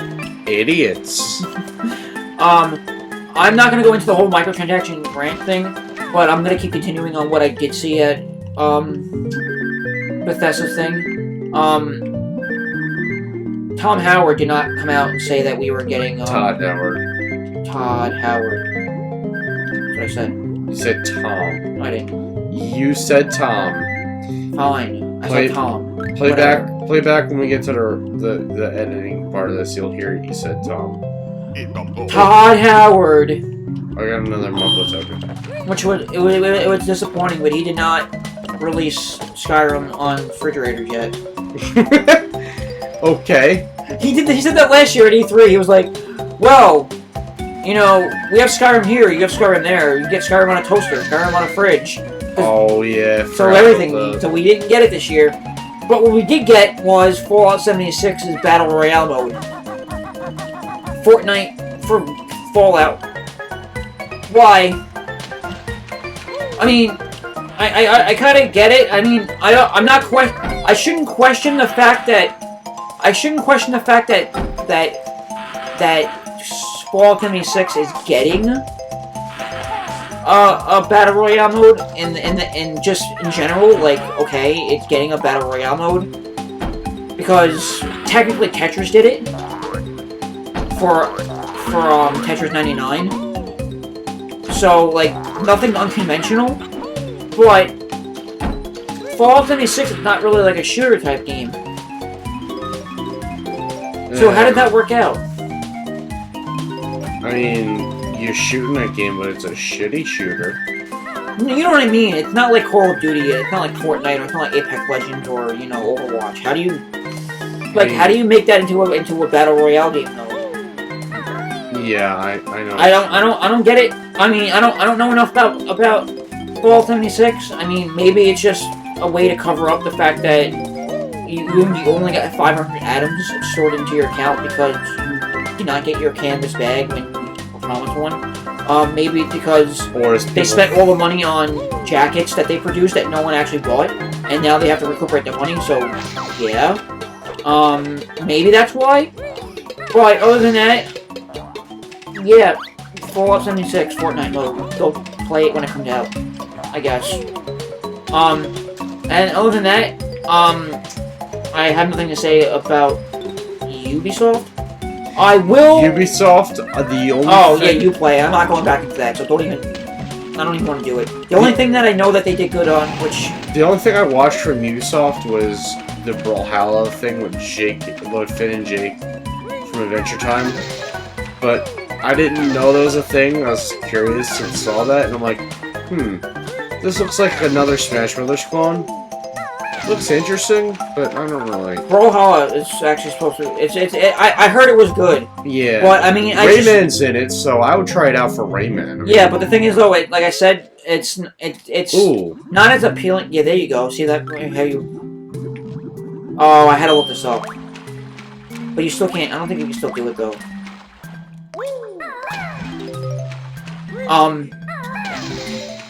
Oh, maybe you have to hit the letters. You have to hit the letters.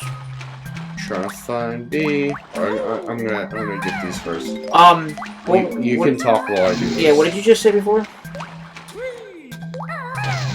The only thing I watched was the Ubisoft gameplay for. Oh yeah. One other thing that they did, and RGT, I think RGT85 or Spawnwave said this. I forget which one.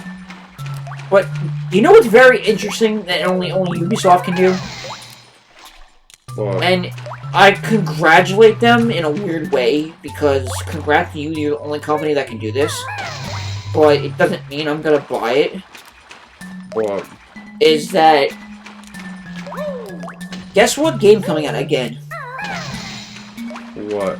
Just Dance 2019. And you know what's so stupid? What?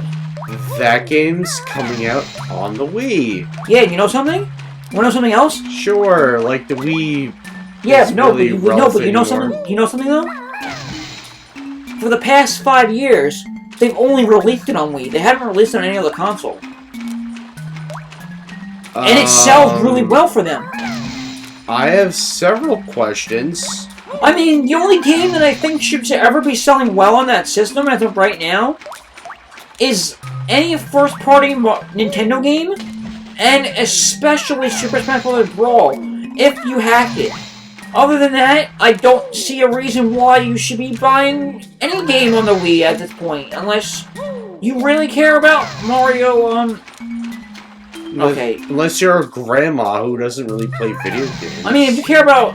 Aside from, like, Wii Fit or Wii Bowling or some dumb I mean, technically speaking, you can get a better version of that game on the Wii U if you just buy the Wii game and play it on your Wii U. You get 1080p.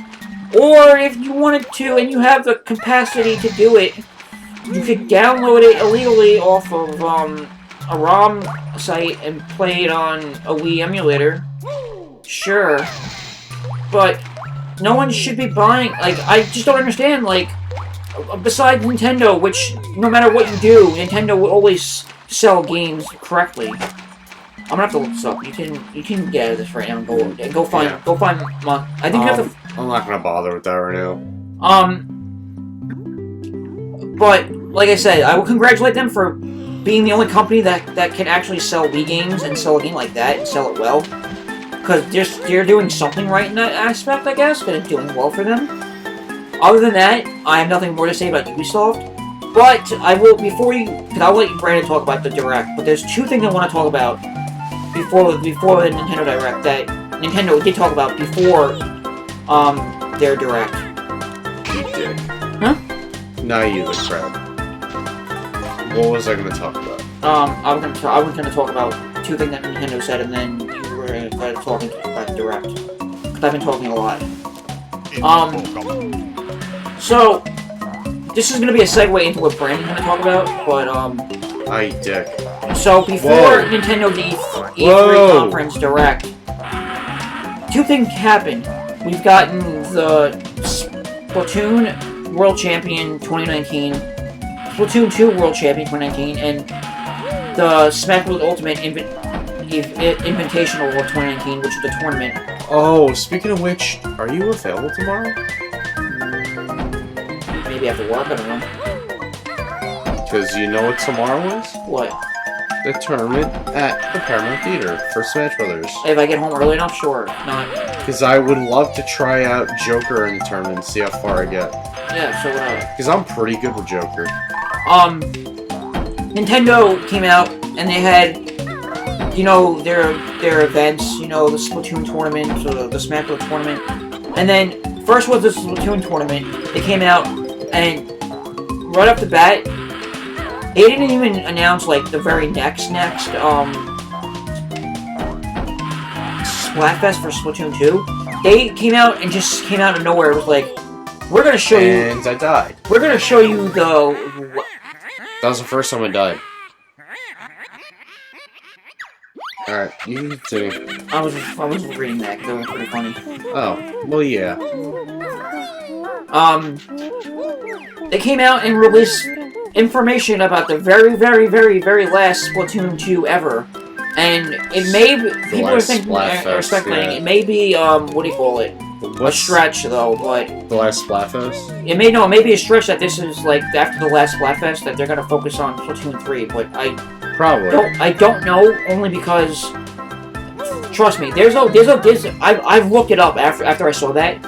There's this concept artist on Twitter and Reddit and Tumblr, and there's another, like, artist website that they're a part of, and they've had concepts for Splatoon 3, and I'm just blown away by it. And I want Nintendo to, like, figure out how to get her to work for them, because they know what they're doing, but if they don't fix the online, though, I don't know if Splatoon 3 is gonna really, you know... Then again, it's Splatoon. Anyone will buy Splatoon for what it is. But, so here's the deal with this new Splatfest. It's a very unique Splatfest. It's not like other Splatfests where you just get this versus this, and that's it. And you get a set time frame for the Splatfest, like over 2 days or whatever it is, which is like 24 hours or 24 is 48 hours. So, but this Splatfest is going on for 72 hours. The longest Splatfest in Splatoon history.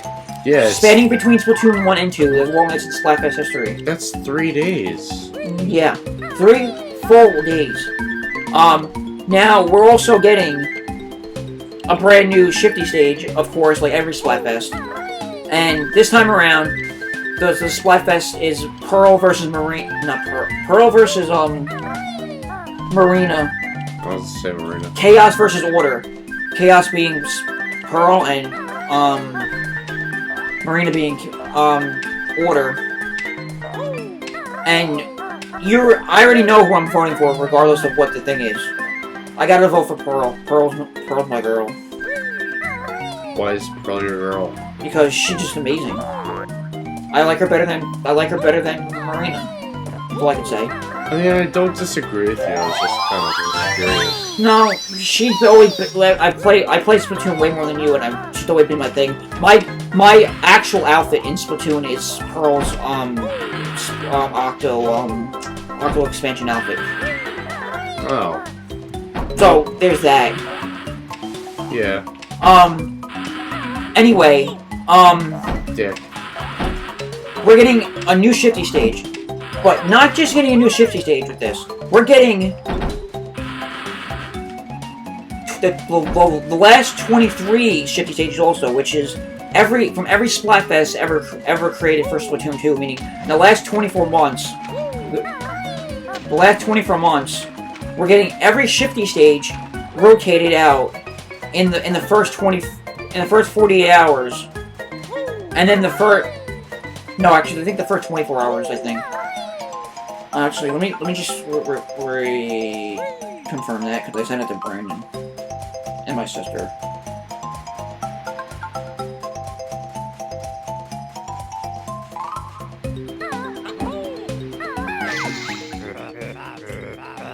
Oh, really quickly, I forgot to mention this really quick. Bethesda. What? Or was it? Oh no, it was just the whole live stream thing that my sister sent me.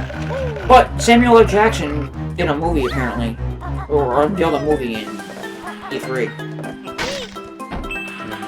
What is it? I don't know. There was that though.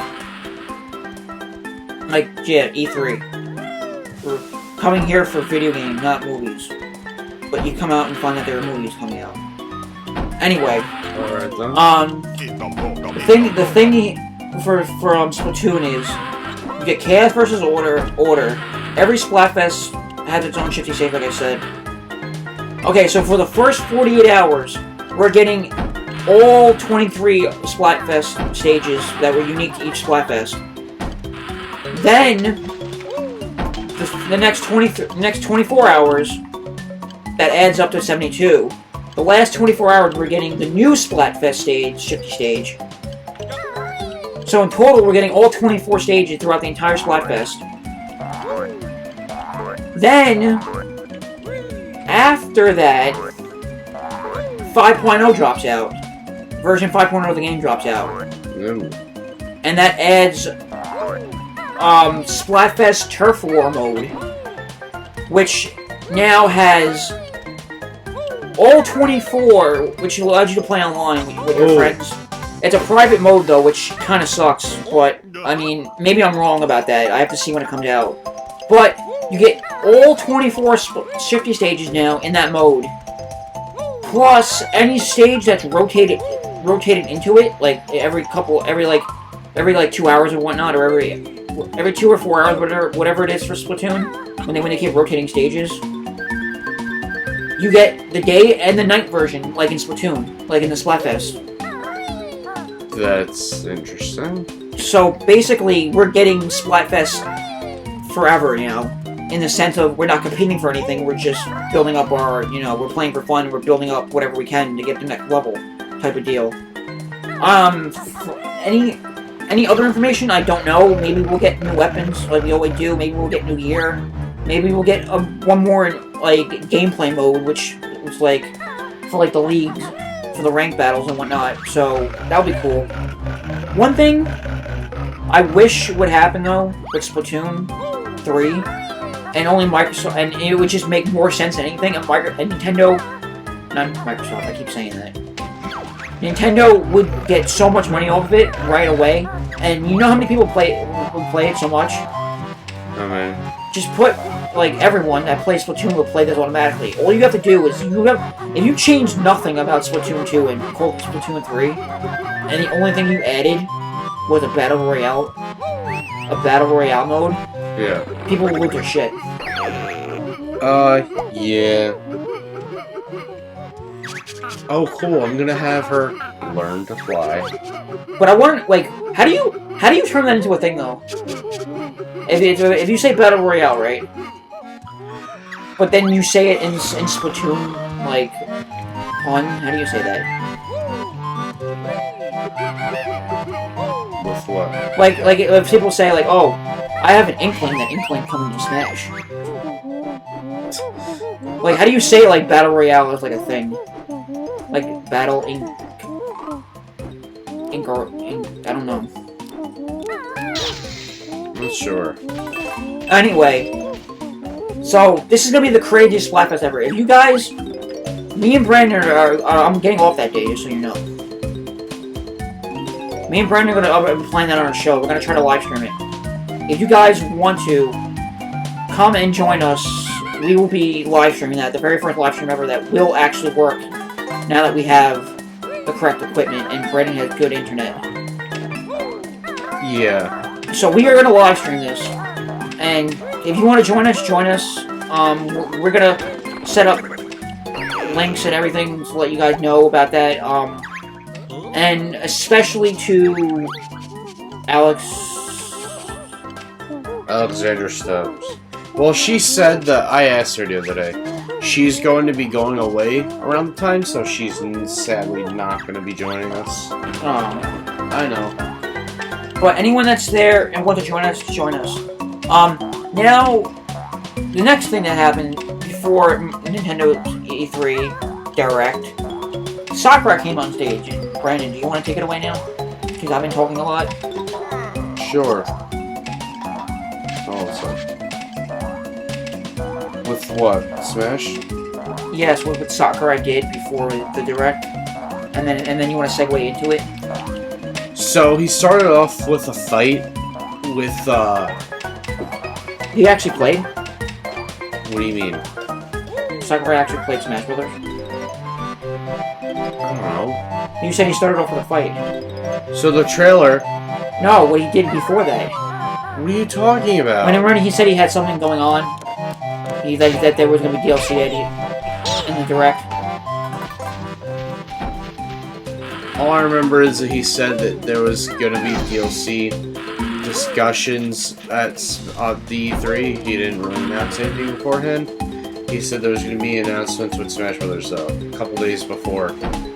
So, Tuesday comes, Nintendo Direct time, for 12 p.m. Eastern Standard Time, because that's what it is for us over here.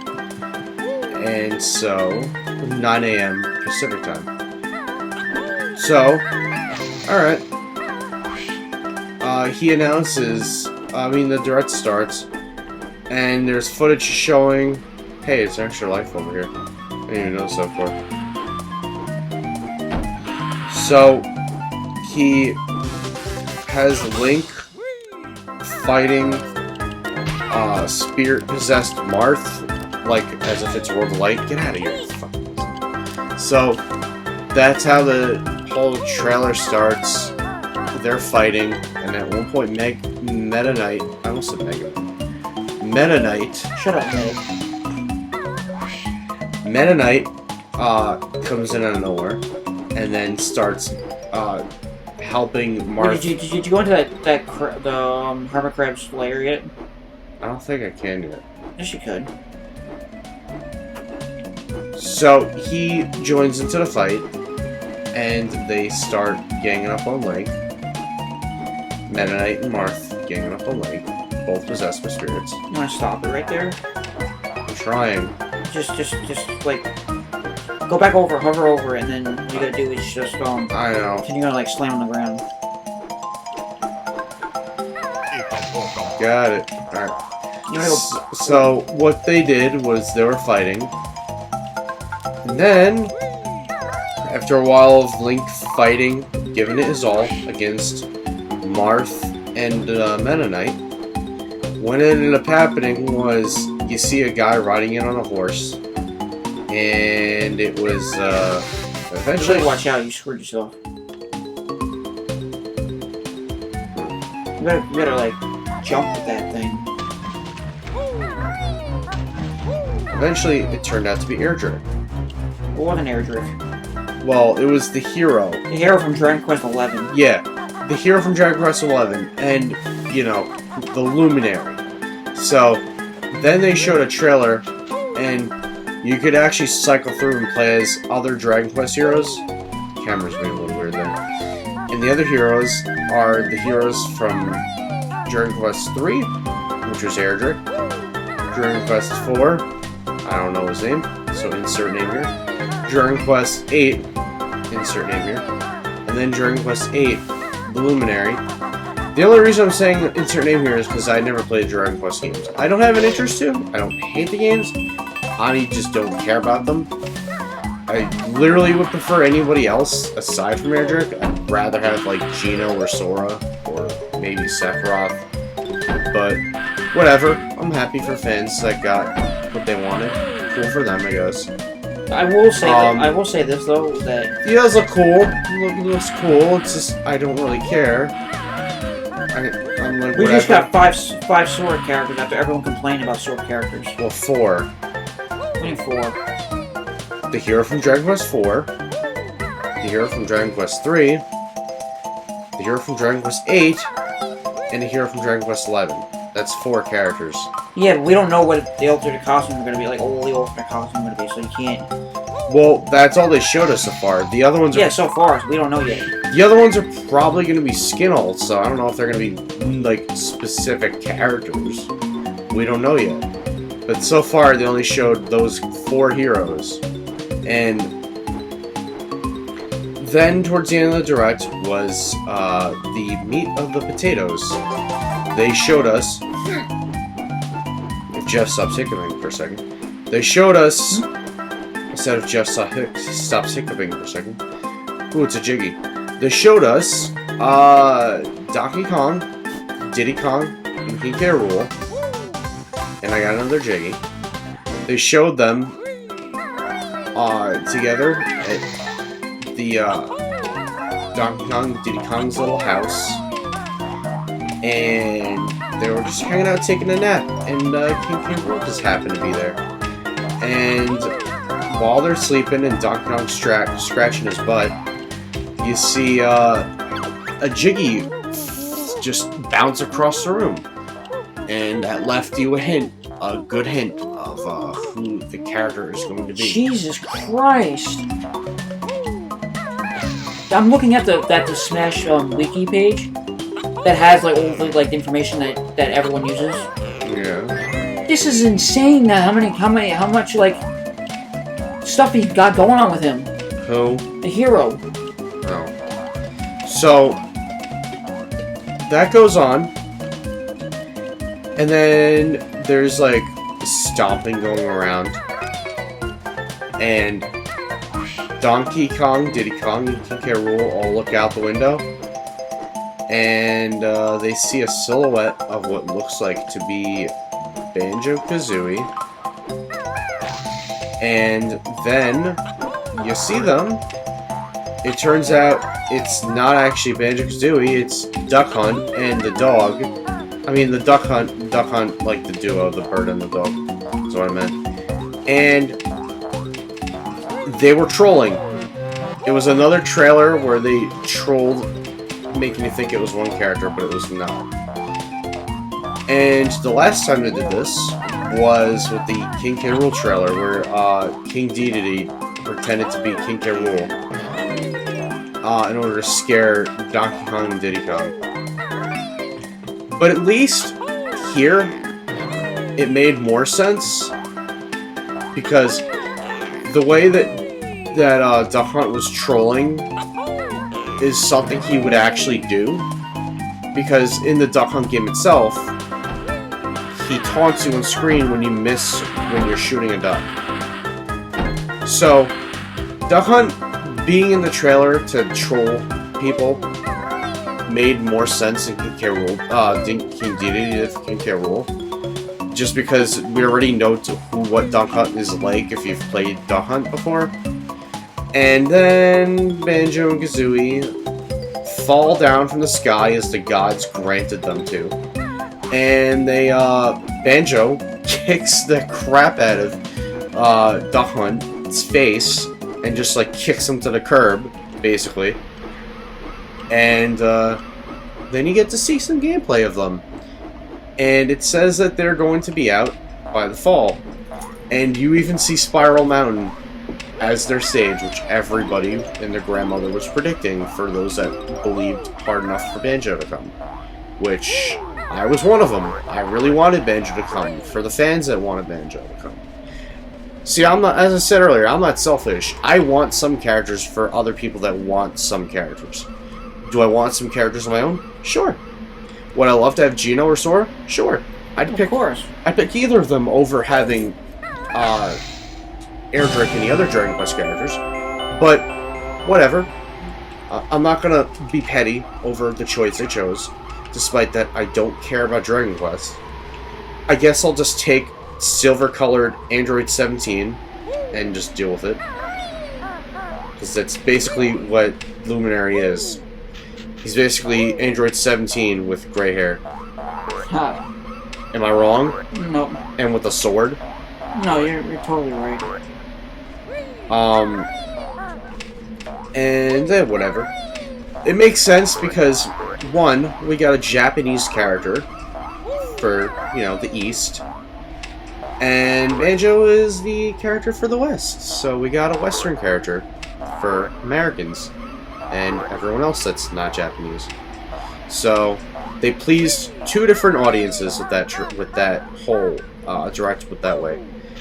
That direct turned into a direct about Dragon Quest / Smash Brothers, because they announced quite a fair bit for both Smash Brothers and Dragon Quest related stuff. You know what's crazy though? Ah, crap. What? That they actually, like, even though the Banjo was coming, like, you know what made no sense to me? What? Is that the way they announced Joker was fine, but, like... It was literally just a teaser trailer, though. There wasn't gameplay on, like, the Hero that's and what the other Dragon series I'm saying, and Banjo, though. where they actually showed gameplay. Yeah, that's what I'm saying, though, but it's like, I'm not saying it was bad, it's just like, but you know how long it took them to release anything for Joker? Yeah, a couple months. Yeah, and now to all be of a fair, sudden... the game wasn't even out yet, though. Yeah. At the time. Yeah. But what I'm saying is, though, they still had... When the game did come out, they still had information about Piranha Plant. Like, it was there, and was like, okay. They already started developing them, though, before a game Yeah, came out. but they already have, but they already have gameplay of the Hero and Banjo-Kazooie. And, like, I know the Hero comes out this summer, and that's like... That was only 2 months after Joker got released. I'm like, that's crazy to think about. And now it's like... Well, they didn't say what month it comes out. They come out in. No, but he said that the Hero comes out this summer, and then Banjo-Kazooie comes out in the fall. Well, yeah, but you were saying that 2 months from Joker. No, 2 months from Joker, which when they announced it, meaning it was April, May, and June. I know what you mean. Yeah, now. And they already had gameplay stuff already of them. So I was like, this is kind of insane right now. Like they, you know, like they already got gameplay footage for Banjo and Kazooie, and it's only been 2 months after the release of one character, but we haven't got anything until like very, very beginning of like April that we got something of a Joker. Yeah. So, yeah, that's how they did that, and then that was it for Smash Brothers. And they said they come out in the fall, which not that far away. That's not that bad. So that's what brought us here, to playing this on the show. That and because Alexandra said she wanted us to do a series of this, so technically this is where we're starting it. Since we lost footage for so many other series we've recorded for and we've lost footage for. But I'm happy for Banjo fans. Banjo-Kazooie, as I said earlier in this podcast, were supposed to originally be in Melee, but because of what was going on behind the scenes with Microsoft buying out Rare, the IP and everything, and owning the rights, then it ended up not happening because of that. But yeah, Jeff didn't even know that until I'm looking that up right now to make sure. Yeah, Block Content and many other YouTubers talk about that.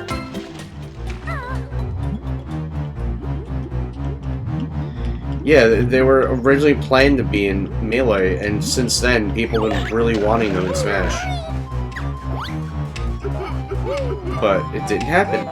Tragic. I know. So, yeah, that happened. And then, they ended the Direct with announcing a sequel to Breath of the Wild, which, to be fair, Breath of the Wild took as long as it did because they were switching between consoles of developing it, and then it ended up being a Wii U game and a Switch game. Why the hell would you get it for the Wii U? I don't understand why. They didn't say it for the Wii U. It was originally supposed to be for Wii U, and then it was on the Switch as well. Oh, you're talking about Breath of the Wild, the original. I thought you were talking about the sequel. But no. So, at least this game, it's going to be different. That's not going to happen, because the Switch is already out. What would be the point? It wouldn't make any sense. So, then, that was it. They showed a really dark, disturbing, eerie trailer with creepy music playing for Breath of the Wild, the sequel, and said it's in development. And, it looks like it's going to be like the tone of Majora's Mask, from what everyone's saying. I have to agree with that, because it looks way darker in tone. It's like a Ocarina of Time / Majora's Mask vibe going on, where Ocarina of Time was a lot more lighter in tone than Majora's Mask was. Oh shit, there's Jiggy in there. I didn't even know that. And then that ended up happening, and the Direct ended. Got it. Yay. Perfectly timed. Summer 5. There's 10 in each one, so half of it. And I didn't get hurt for once, yay. So, Although it always rhymes. Yeah, Gruntilda rhymes with everything she says. And I died. I didn't know I can die from fall damage. That's why you... I didn't know... Kazooie to jump, double jump, and then flap your way to safety. I didn't know fall damage was a thing in this game. That's the first time I died from that. Well, probably because you fell from so high, that's why. It depends on how high you do it. And you know what I loved? I loved that Donkey Kong, Diddy Kong, and King K. Rool, when they saw Banjo-Kazooie, they were going bananas over seeing that a friend of theirs is coming back. It's like, yeah, we're a family again. We're very happy. Even King K. Rool, who's supposed to be evil beyond belief, he was even happy to see Banjo-Kazooie. It's like, yeah, the Rare family's back together. You know what we need next, though? To make it really back together? We need Conquer. I don't think it's gonna happen. I doubt it. I know it's not gonna happen. But it'd be cool. It'd be cool if it happened. Well, I got a gamer pick. See, that's the thing. I just looked it up just What? to make sure you were saying that. What? That it wasn't because Melee. I mean, Banjo-Kazooie being in Melee was not because of the whole thing with Microsoft buying out Rare at the time. Well, why weren't they in Melee then? Because that's what everyone else is So saying. that was a huge rumor that got manifested. Well, many people already have been saying that that's why. I'm just... Yeah, that's one of the things that you keep going around forever that's not true, though. I'm just going with what they're saying. Block Content... I know. Block Content even said it. I don't know. Like, I wasn't in the development studio with Melee, so... No, I know. But the thing was, though, is that... But I know that they tried planning him, is what... Yeah, but Takarai's... What the case. The thing is, though, and you know, it doesn't make any... It doesn't... I don't believe it, either. What? Because he said it so many times with a certain other character. He said that Banjo-Kazooie couldn't get into it. Because he said that... Because they were planning on doing Banjo-Kazooie, and they were told to also do James Bond from GoldenEye. That actually would kind of make sense at the time. At the time, but... I don't know about now.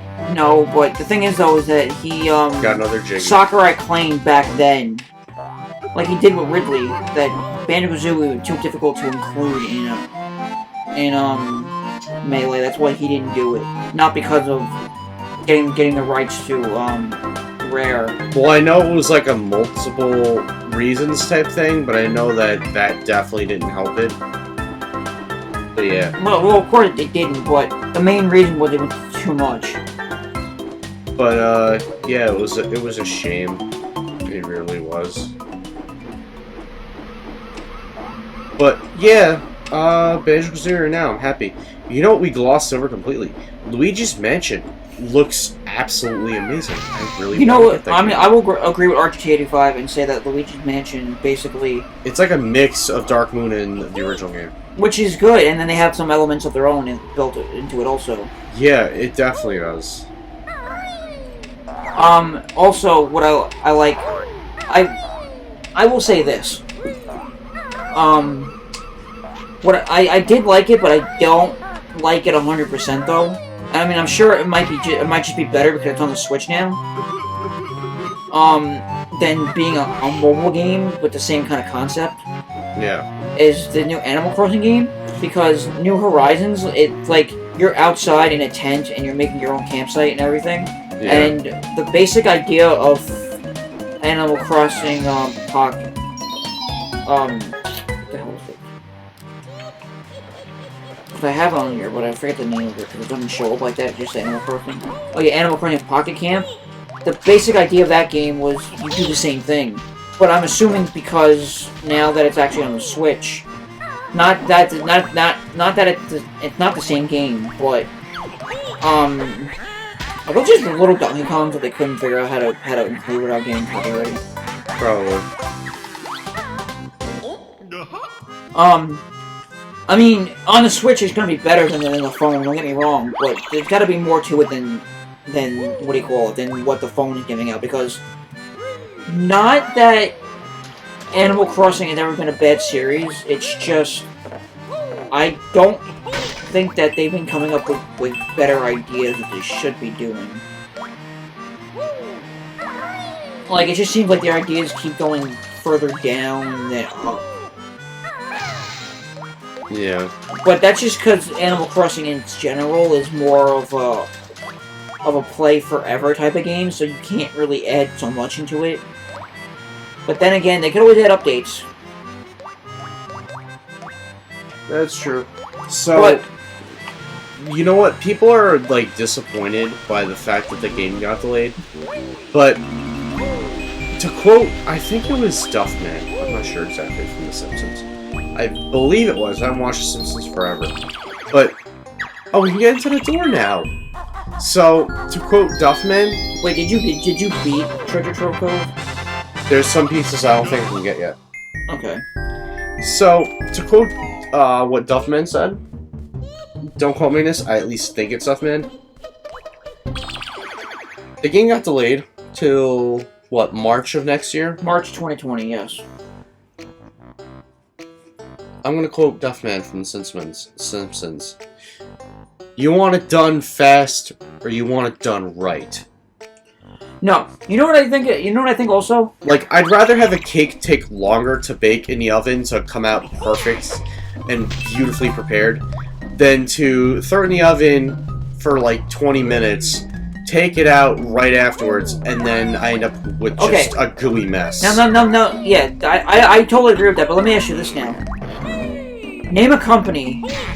Look at a UEA who rushes games beyond belief. No, let me ask you this though. Name a company that's not Nintendo 260. God. that thinks nowadays people are not someone bashing an eye on the fact that Batting an eye. batting an eye on the fact that if a game gets delayed, it gets delayed because of for quality insurance and whatnot. Yeah, I now am all 4 games having to take as long as they need just to make sure the game. But think about this. In general, name a company. Measure Prime 4, you know. Yeah, but name a company though that you honestly tell me that what am I trying to get at here? I know what I'm trying to say. I just can't bring it out into words. Like if Nintendo says the game's delayed, right? Yeah. They have amazingly good reason why it should be delayed. They've never not canceled a game or done a game where it was like, oh, we need, like, there was no way, like, they were saying, like, this game is delayed, this game is gonna be delayed, but they never canceled it. And, like, name a company, like, that actually cares and take care of their games when they say they're being delayed, like Nintendo does. Where it's not like, well, like, I'll give you an instance right now, like, the stupidest thing ever with, like, the Spyro trilogy. Yeah. That game needed to be delayed.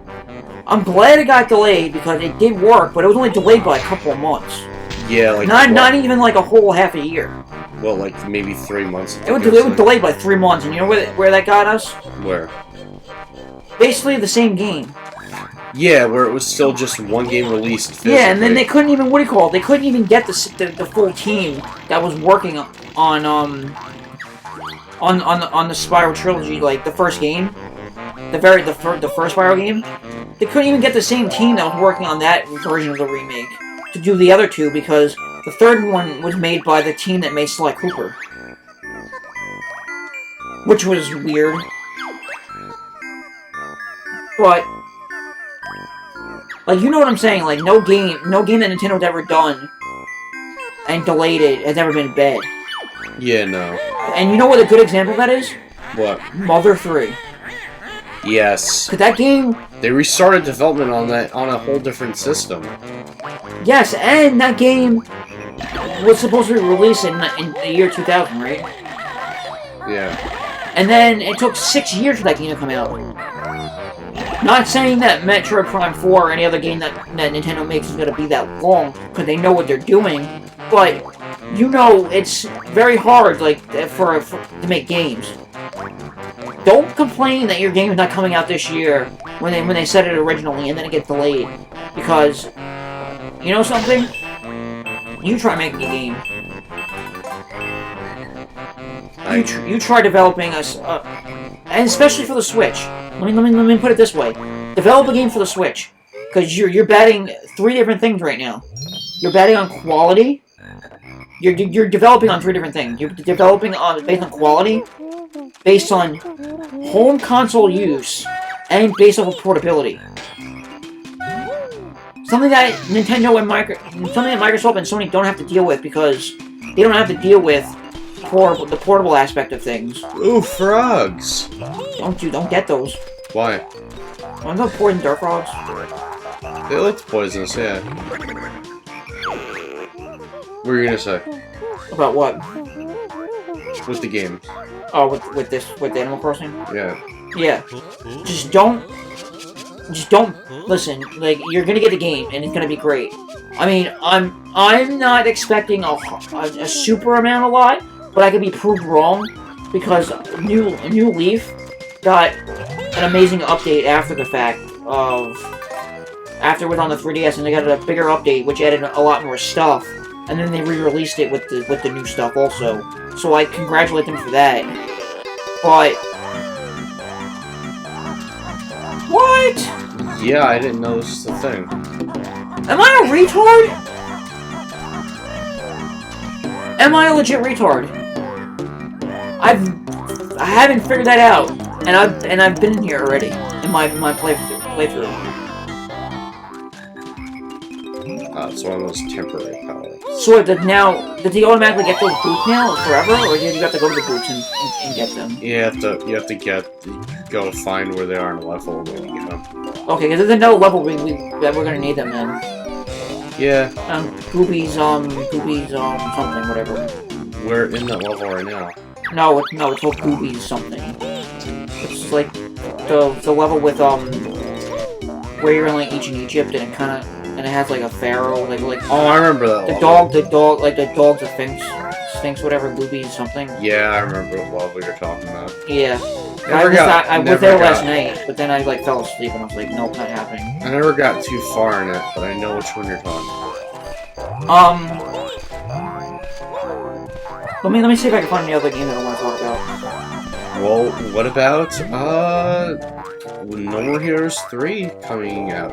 That got surprised as an announcement. A lot of people were predicting that was happening, but with the failure of Travis Strikes Again, people weren't sure. But I guess they decided, screw it, we're gonna release a third one, despite that the recent game didn't do very well. Well, it's a traditional one. And it looks really good.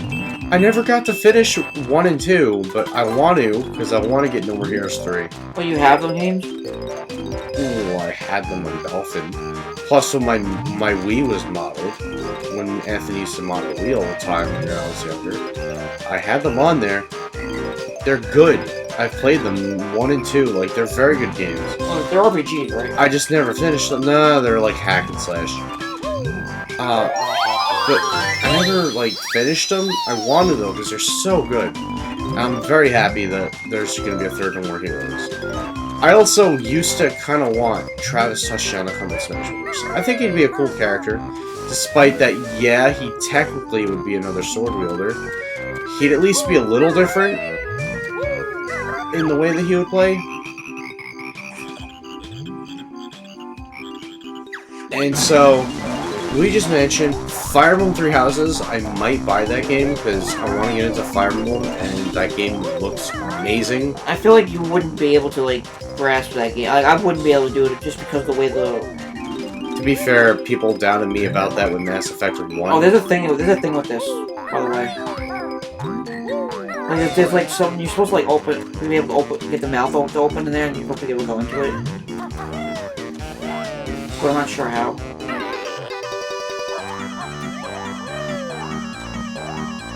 I could be wrong. But I remember Ryan doubted me on that with Mass Effect 1 and said the game was too complex for me. And you know what? I ended up 100%ing that game and doing everything you could do in it. Oh, guess what? I got more. Guess what actually just came out during the Direct? And then people figured out something cooler. What? So, Nintendo didn't patch the security for this game, so people were still able to hack their Switch at the time, right? Like you know, they release an update and then people hack it and they have to release another update to stop it and then they hack it again. Yeah, there is a note I missed over here, so I'm going back to it. So if you guys know the game, second Densu 3, which is basically the remake of Trials of Mana. I was gonna say that. Yeah, it's cool. That's getting a remake too. And like, I never played those games. I hear great things about the Secret of Mana series. I just never played them. Well, you know Remember, I didn't grow up with Super Nintendo. I got it later in life. Yeah. Well, so I never got to play a lot of those great Super Nintendo games. But you know something that's actually really cool though? Because that game got announced, you know what game got released because of that? What? The Mana Collection. Yes. And then Mad Little Pixel actually did a video on that game, and guess what came out of it? What? People hacked with their hacked switches, right? Ooh, Mumbo. Yeah, got into the game of the Trials, what do you call it? Not the Trials. The Mana Collection, right? Yeah. And second Densetsu 3, whatever that ROM is on that collection, right? Not the remake, but the actual ROM itself. Well, right? At least in this new form, I can actually defend myself, unlike the Terme form. Oh yeah, that's cool. But that game got released in English for the very first time, so they have an official local translation of that game, right? Yeah. And guess what? They figured out how to get the ROM off the game, and they put it on to either a cartridge, a reproduction cartridge, or they put it on an EverDrive, And they got it to play officially on official Super Nintendos. Which, cool. I mean, think about that. That's the first time ever that ROM ever got to play officially on the hardware it's supposed to be played. Oh, I can go through here without getting boots. That's cool. I like this. Get out of Florida. I just got what you meant. Propagator. Alright, so... what a croc! Wait, what are you? Are you an alligator or a crocodile? I don't know. Or are you just a tiny something? I'm really adorable, though, aren't I? Well, next time, gotta get a figurine now of every transformation of Banjo-Kazooie with Banjo-Kazooie in the middle. I would love to buy one like this. They should have a thing like that. Oh. Okay. Oh, wow, that makes sense now. Okay. I really like this. Game Mumbo Token. Don't go to the other nostril yet, no. I was just getting the note. You should put salt in his mouth. I mean, not salt. You should put pepper in his nose. And he sneeze you out. But, yeah, what was your favorite thing Nintendo announced? They announced so much good stuff. The Link's Awakening remake looks amazing, too. Link's Awakening remake? Gotta talk about that for a second. How did we not mention that? Okay, so Link's Awakening... I blame Banjo-Kazooie. Link's Awakening, got a new gameplay trailer, and, Oh, hello. And, so, basically, whatever... We got confirmation that Link's Awakening is based... The remake is based off of, Link's Awakening DX, which came out for the Game Boy Color, which really wasn't so much of a enhanced, a definitive edition of the game, because Nintendo even said that game really was just more about color, and they just had to add one more dungeon to make it feel unique, to get the full color palette out of it. So it wasn't like a definitive edition of the game, you could technically call it, but Nintendo doesn't think of it as, it's just another version of it. But now that we're getting the ultimate definitive edition of the game, because Link's Awakening DX is being remade into Link's Awakening, and now we're getting also the color dungeon, and we're also getting the dungeon on... I forget what it's called, but you can make your own dungeon now, based off of previous places. Which it's like, wow, Super Zelda, it's like Legend of Zelda Maker. Yes and no, only because you have to make a dungeon in shape of a heart, always. Yeah. But the dungeon, you can make it any which way you want, but it has to connect and make sense. Oh, did I beat him? Hmm? Did I beat him by eating him? Oh, I beat him by 2. Ooh. So I am a croc. He said he's a croc. I'm a croc then. What a croc. Basically, in this make-your-own dungeon type of thing, it's basically places and dungeons you've already been to, but it's basically like making your own, basically basing your own dungeon designs off of already previous dungeon designs, but they're like remixed dungeons per se, and they all have challenges and whatnot. Don't eat the worms, got it. And then also when you're creating your own dungeons, guess what you can do? What? You can use... You can have any boss you want there from any of those dungeons, however it's supposed to be. But you can also use the very adorable Link's Awakening for the Switch amiibo that's coming out, and add Shadow Link into your game and fight him. I'm definitely buying that because I want the amiibo. So wait now. So just wait a second. So wait a second.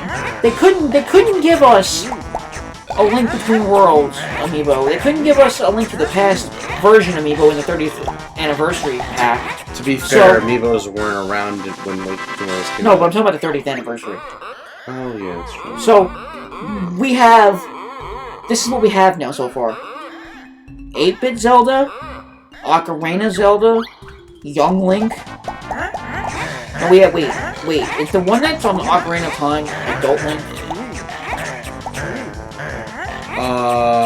The one he plays for a majority of the game, yeah. Okay, so we technically, if you want to count all the amiibo together, we have... Because you have to go back and forth between it being Adult Link and Kid Link. Oh, but I mean, did we get that in the anniversary amiibo pack? No. No, but we got... We got the 8-bit Link amiibo. No, we got 8-bit? And the Tetra amiibo. The Toon Zelda amiibo, that's what it was. Oh, so this is what we got. We got 8-bit, we got Adult Ocarina Link, we've got Skyward Sword Link, we've got Twilight Princess Link, we got Wind Waker Link. Now, and I think it wasn't Link. No, we got Majora's Mask Link. We got Majora's Mask Link, that's what it was. Damn it, he beat me this time. And now we're getting Link's Awakening Link. You know how many links that is? How many? And if you want to count Breath of the Wild Link, you know how many links that is? How many? That's 8-bit. 8-bit. Ocarina, Majora, Wind Waker, Twilight Princess, Skyward Sword, and Breath of the Wild.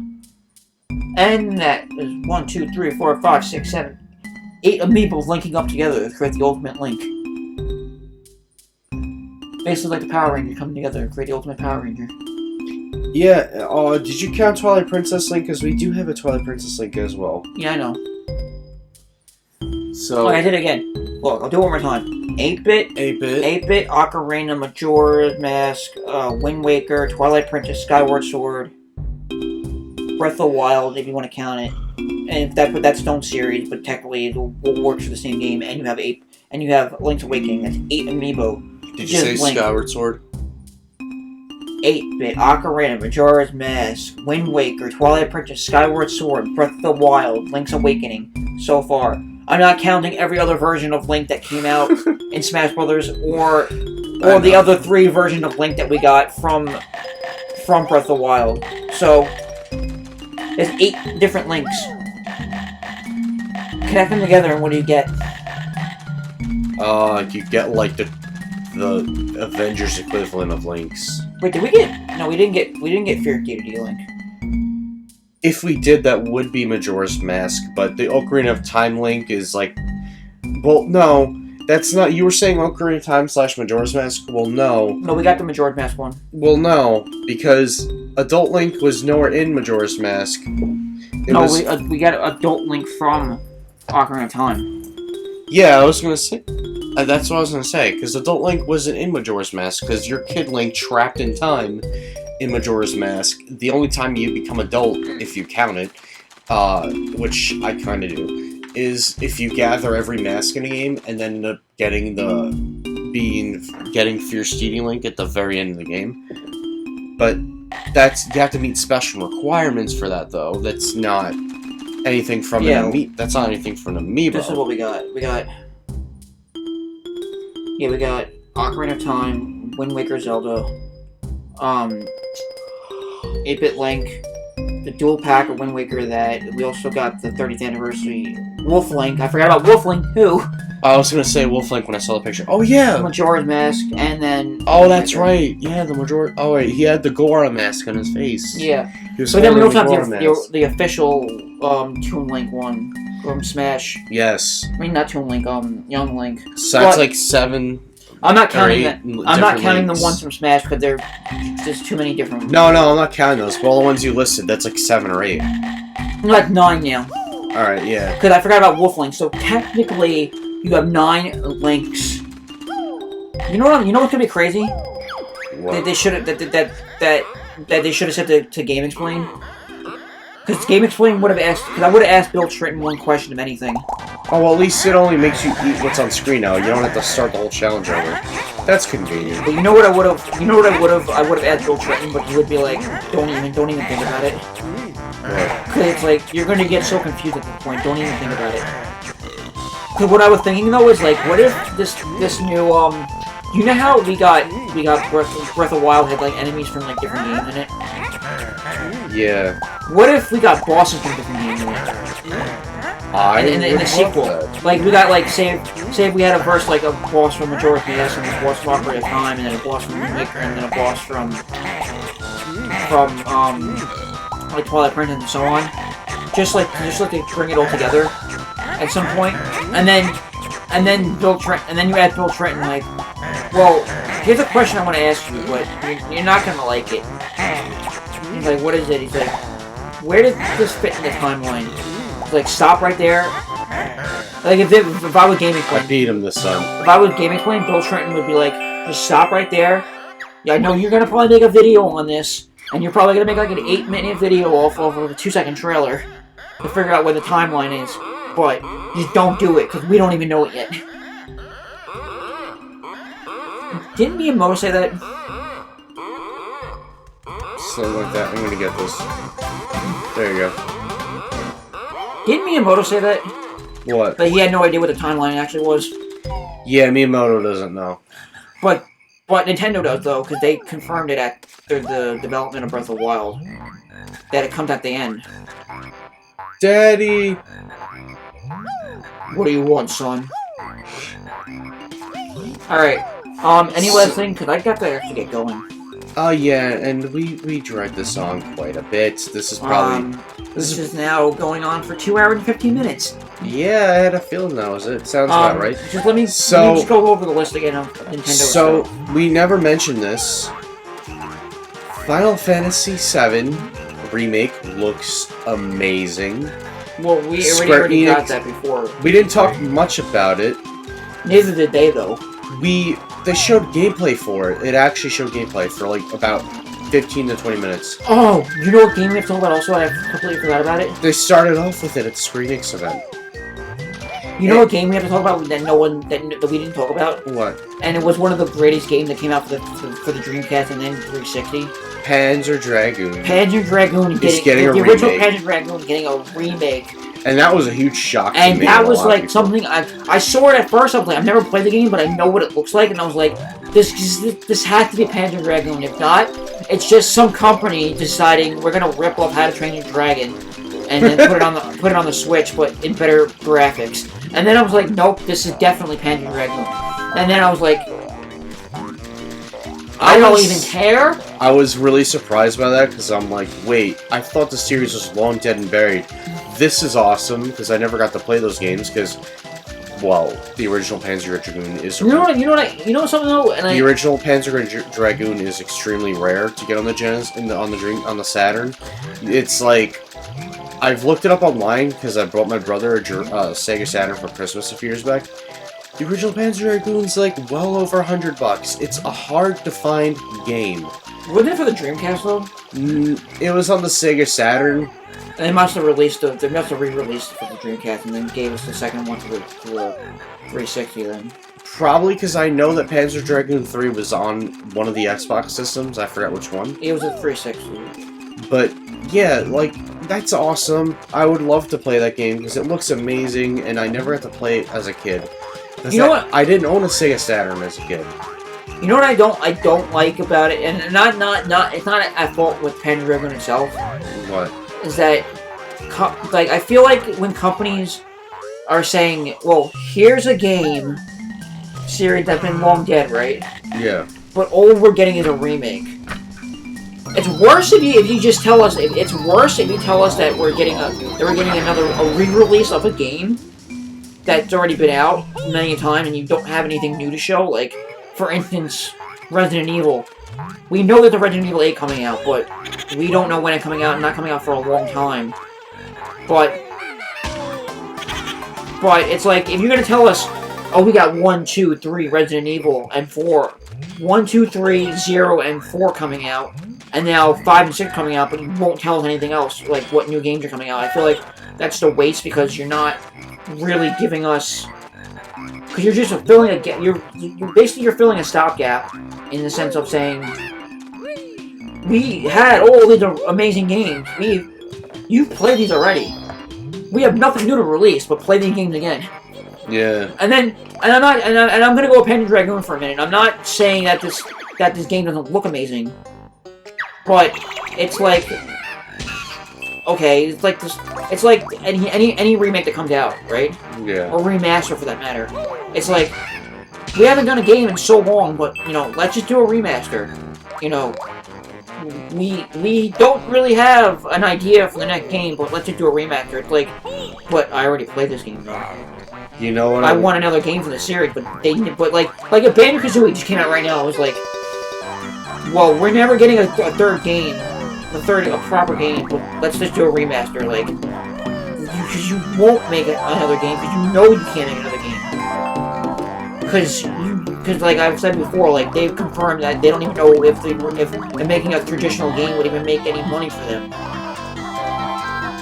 Especially the way that Ukulele worked out, and they based it really heavily on what do you call it, on Banjo-Kazooie, and that didn't really do well. You know what needs a remaster or remake from Sega on the Switch? Sonic 06. Yeah, but I'm talking about like classic systems from them. What needs to be remade for Switch? What? Give us a modern day version of RoboCop vs. the Terminator. I would love that. That would never happen. I know, because Virgin Interactive is no longer a that company. Too, but you still have to go through. They disbanded years ago. Yeah, even so, even if that, then whoever owned the right to it now, you have to go through all the movies, all the movie rights, the one Terminator, on RoboCop, and then it's a whole big Hollywood thing at that point. You get into Hollywood game development, it's like you're wasting your time. I know. You know what needs to be remade? Like, if they announce that they're actually making a really good game out of it, because I would love to see a remake, not like don't re-release it, make a remake of it. What? Of the Streets of Rage games. Well, considering we have Streets of Rage 4 coming out, we haven't heard anything about that. Sega has been very quiet on that for a long time. They're probably going to announce something later this year for it, because it is supposed to come out in 2019. I know, and something though, I think it's because... But considering that, like, maybe we could get a Streets of Rage collection. Who knows? I don't think we're going to get a Streets of Rage collection. Or maybe it can get added on the Sega Ages collection. Well, that's not going to happen, because we still haven't... You know what's really bad, though? For the Switch, I mean, like, how they have that service. Maybe. Yeah, I know. I love the Sega Ages collection, because we get games that we haven't got before, and we get the definitive versions, M2 knows what they're doing of the game. But what blows my mind, though? What? These are the best versions of every game, and the best as they can be, for emulation-wise, right? Yeah. And taking all the features from every version of that game. Like, for instance, Virtua Racer? Yeah. They were trying to figure out which Virtua Racer do we want to put on the Switch, and they brought the 16-way arcade link up onto the Switch.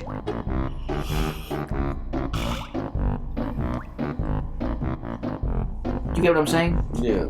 So they know what they're doing, but you know what Sega announced also? What? The Sega Ages collection aren't doing that well for them.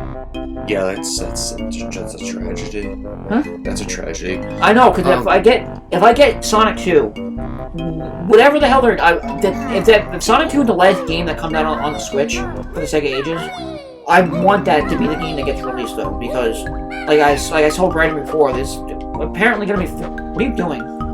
Just messing about, because we're about to have this. Yeah, I know, but you're like doing that and falling off the edge.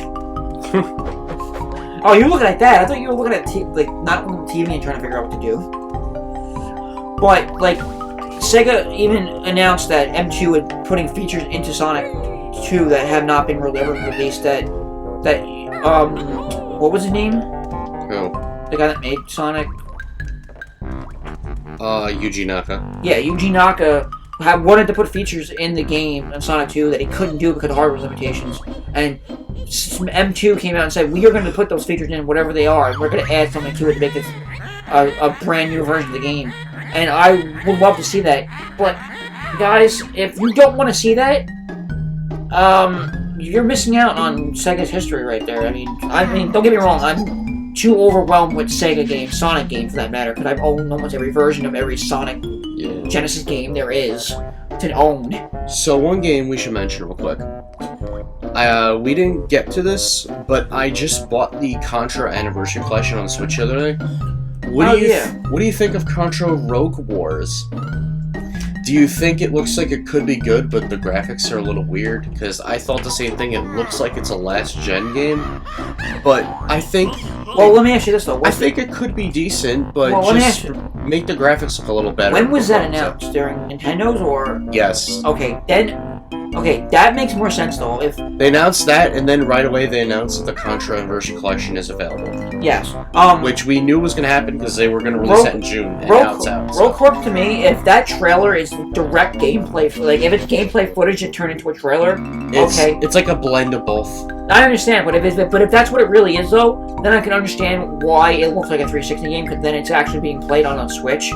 And I didn't realize that that game was on a Switch, so it does make sense why that game looks like an Xbox 360 game. But then again, I'm gonna try and have hopes for it. Yeah, but then again, I'm also seeing The Witcher. We're seeing The Witcher 3, and that game looks like it's supposed to be on the Switch. We're getting games like Spyro Trilogy, we're getting games like Crash Bandicoot, we're getting games like Doom, and they don't look like 360 games. They look like worser versions. They look like better versions of 360 games, but worser versions in like Xbox or PS4.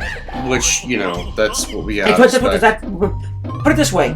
The Switch is in between Xbox 360 and PS4, meaning we are getting, in terms of graphic quality, not resolution or fidelity, but we're getting good quality games, and Rogue Corps looks like an Xbox 360 game, but that could just be early gaming, early footage, and also it could also be the stupidest thing ever, because I only liked the 2D games. Most people say the same thing, because I played one of the PS2 games. It was alright, but the 2D games are a lot better. But also, Contra 4 was the final game that came out before Contra died and fell into obscurity until now. It was on the DS, and that was in like 2005, 2006. That's a long time. Yeah. That's 2006. We're not talking about the 3DS. We're talking about the original DS. Wait, but it's 6 plus 3, that's 9 years. Where'd you get 9 from? That would be till like 2015. Oh, wait. No, it's 6 is 12. 12 minus, that's 6, that's 12 years. Yeah, because it came out in like either 2005 or 2006. Yeah, and you know what I was thinking for the original DS, might I add, not the 3DS. You know what's crazy though? It's like I said before, I know it's early gameplay footage, and it looks like a 360 game. But you know what could also be fault of that? What? Maybe it's not just not the Switch's fault that it looks like that. Why? Because, like I said, we're getting The Witcher 3, we're getting Crash Bandicoot, we're getting Spyro that look just a little bit worser than their Xbox One or PS4 counterparts. Even on their full settings with the PS4 with the PS4 Pro and Xbox One X. I mean, they still look pretty damn great on the Switch. But you know what it could be? It could be Konami just being Konami. Possibly. I'm wondering if they're trying to get back in everyone's good graces, because if that's the case, at the fate is looking grim. It's because her brother did. It's like, okay, Konami, if you're trying to get back in everyone's good graces, 1, you're actually putting effort into it. 2, you're gonna have to work harder and do more than that. But not a bad start. Well, think about this. I'm not counting. And I'm not counting. I have to at least give them a little credit where they deserve it. Yes. As much as it hurts me to say that, no. I have to give Konami credit where they deserve it. I will give him this. Because I have the Castlevania collection on Switch. Amazing emulation on the games.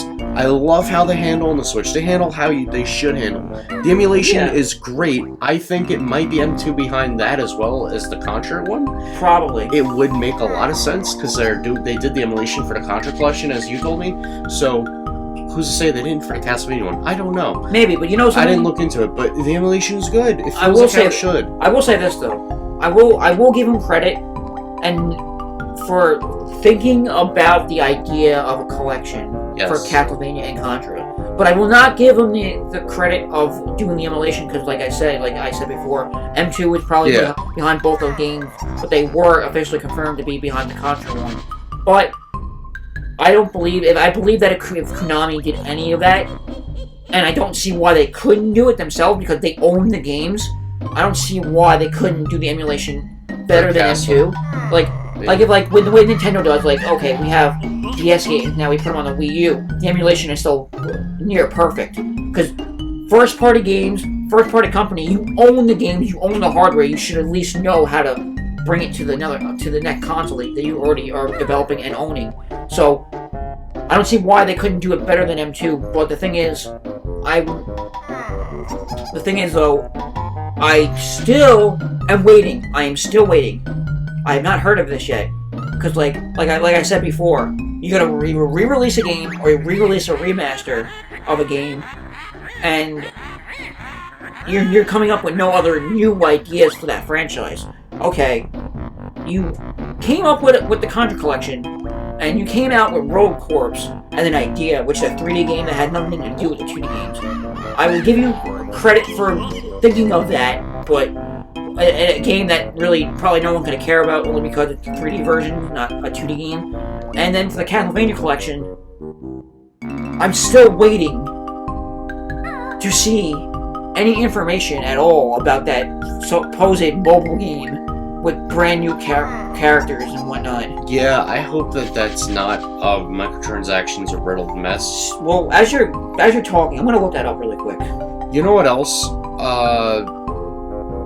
What else we didn't mention? I mentioned the Final Fantasy thing. Oh, Marvel Ultimate Alliance 3 looks amazing. I didn't even know that was gonna ever happen when they announced that at the Game Awards of 2018, the same show they showed off Joker at for Smash. Looks awesome. I'm definitely gonna get that when it comes out. What's cool is Miles Morales and Spider-Gwen are in this game this time around. They weren't in the other games. And there's other new characters, and like you can play as the Guardians of the Galaxy characters in it, and Thanos is like the main villain in this one. Okay. And it's like, oh, and you know what I love? Ghost Rider's back as a playable character. I loved playing as him in Marvel Ultimate Alliance 1, but in 2 he was only in cutscenes, you couldn't play as him for some reason. And I love that they brought him back as a playable character. He was one of my favorite characters to play as in the first game, despite how shitty his movie was. He's still a good character to play as. He's got cool attacks and everything, cool combos. With like these flame whip arm things that he was able to do in I haven't played the game in years, but I remember he was able to do a bunch of crazy stuff. But it's great that they did that, and that game comes out in August. Or no, I think it comes out in July. I think August is Astral Chain, which Astral Chain, another amazing looking new IP from Platinum Games. Great company. So that game, of course, looks amazing. Do you know what I'm thinking though? And like the company brought us Bayonetta. Yeah, I know. I understand that, but great like, company. I don't think that they should have announced that game just yet, though. I heard some people say that. Because I mean, even though it looked good, don't get me wrong, it's just you can't. Platinum Games, you need to like focus on Bayonetta 3. And even they did announce though that. And they did announce though that Bayonetta 3, the development is going very good. They just don't want to announce it until they get everything right. They also probably want to get Astral Chain out of the way first, because they were like, alright, well, we're developing this is going to be done first, and then Bayonetta 3 we'll work on later, finish that later. So maybe that's also a reason, because they're like, alright, we're going to get this out of the way, release it later. We'll release this in a couple months, and Bayonetta 3 we'll worry about later at another date. So maybe that's why. But all I know is Nintendo definitely dominated E3 just by being Nintendo. The other companies should take a page out of their book, because as much as I loved like the gameplay shown for Final Fantasy VII Remake, and I thought that the Avengers trailer was like it looks like it could be better. I'm not really holding my breath on that game. Like I might try it when it comes out, but one, Square Enix said they're not going to have any loot boxes or pay-to-win type things in the game. There's definitely a catch, so I'm keeping my eyes open on the Avengers game they're working on. I'm going to still be skeptical about it until it comes out, because a lot of companies will say this won't have this won't have that, and then when it comes out, it turns out they lied. EA has done that a billion times. Yeah. That's why I'm not holding my breath for Jedi Fallen Order yet, because they could do that with that game. I know that Square Enix and EA are two different companies, but you get my point. Companies that put that crap in their games. But it's like despite those, and Cyberpunk 2077, which didn't show gameplay, it just showed a cinematic trailer with Keanu Reeves, which I loved to death. I didn't really like those conferences all too much, other than those couple things. They were boring, showed stupid, unnecessary-looking mobile games. What was I gonna say? They also showed like, not a lot of companies show gameplay for their games. Nintendo actually knows how to do that. Most of the games Nintendo showed were A, games we already knew about, but showing more details about them with a release date, or B, just gameplay of games that they previously announced teasers for, or C,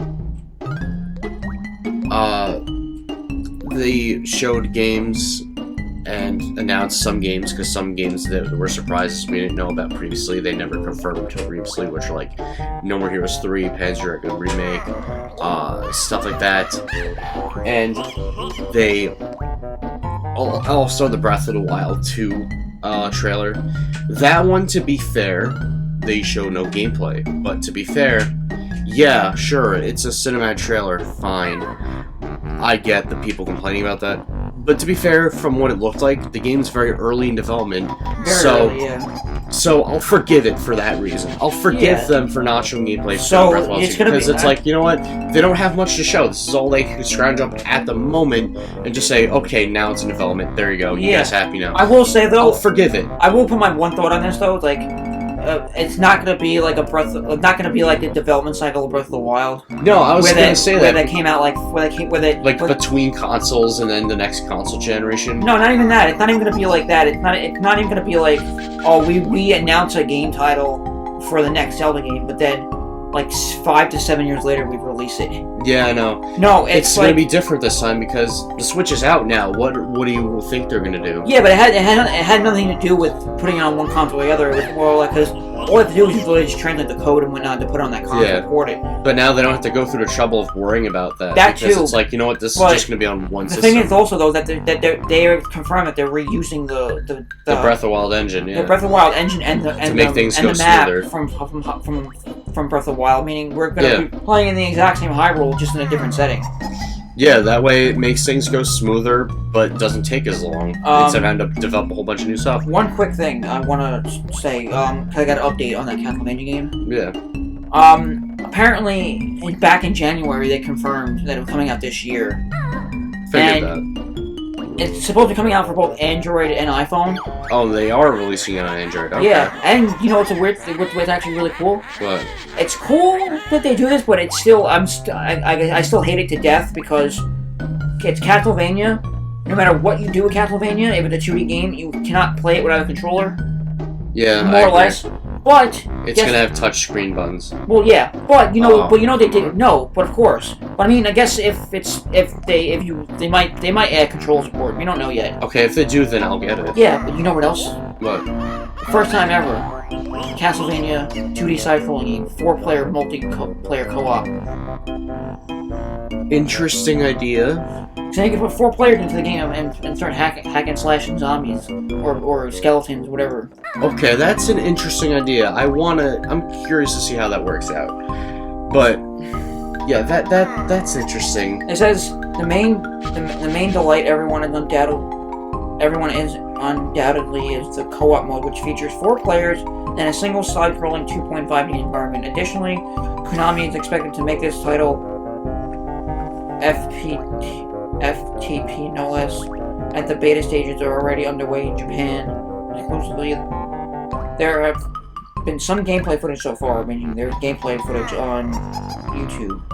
And it looks like a traditional Castlevania game, but just way better graphics. But other than that, it's like, we don't know where the game's coming out yet. It's slated for this year, and it has new characters and co-op for the first time ever. That's one way to reinvent the wheel. Yeah. If they have online co-op, though, then it's like, well, they have to have online co-op, but if it comes out for the phone, there's no way you're going to be able to play 4 people on one phone. That's true. So, to end off this podcast with the last couple of stupid puns, I want to say. Well, hurry. Well, we really gotta do this. Banjo-Kazooie come to Smash. I love the clever wordplay of they're raring to go. They're raring to go, yep. Also, I already said this earlier that they were going... Donkey Kong, Diddy Kong, King K. Rool were going bananas when they saw Banjo-Kazooie. You know what? What? Well, considering the fact that Banjo buried King K. Rool in that trailer after he fell through a hill and then buried him with a boulder, well, King K. Rool's gonna have to get used to that when Banjo comes to Smash, you know? He's gonna have to grin and bear it. And the co-op type thing they show for Final Fantasy VII Remake, like what it looks like, where you're gonna have to take turns being different characters. The game looks amazing, by the way. If you haven't watched gameplay for that, you need to. It looks awesome. Well, Barrett, the big awesome black dude in Final Fantasy VII, he looks badass in this game. And the him and Cloud bickering between fights with enemies, Barrett is gonna have to bear it with Cloud sassing him. Oh my god, we need to end this. And you know what? Some people thought Banjo-Kazooie wasn't going to make it into Smash. They thought it was barely possible. Okay, you need to stop.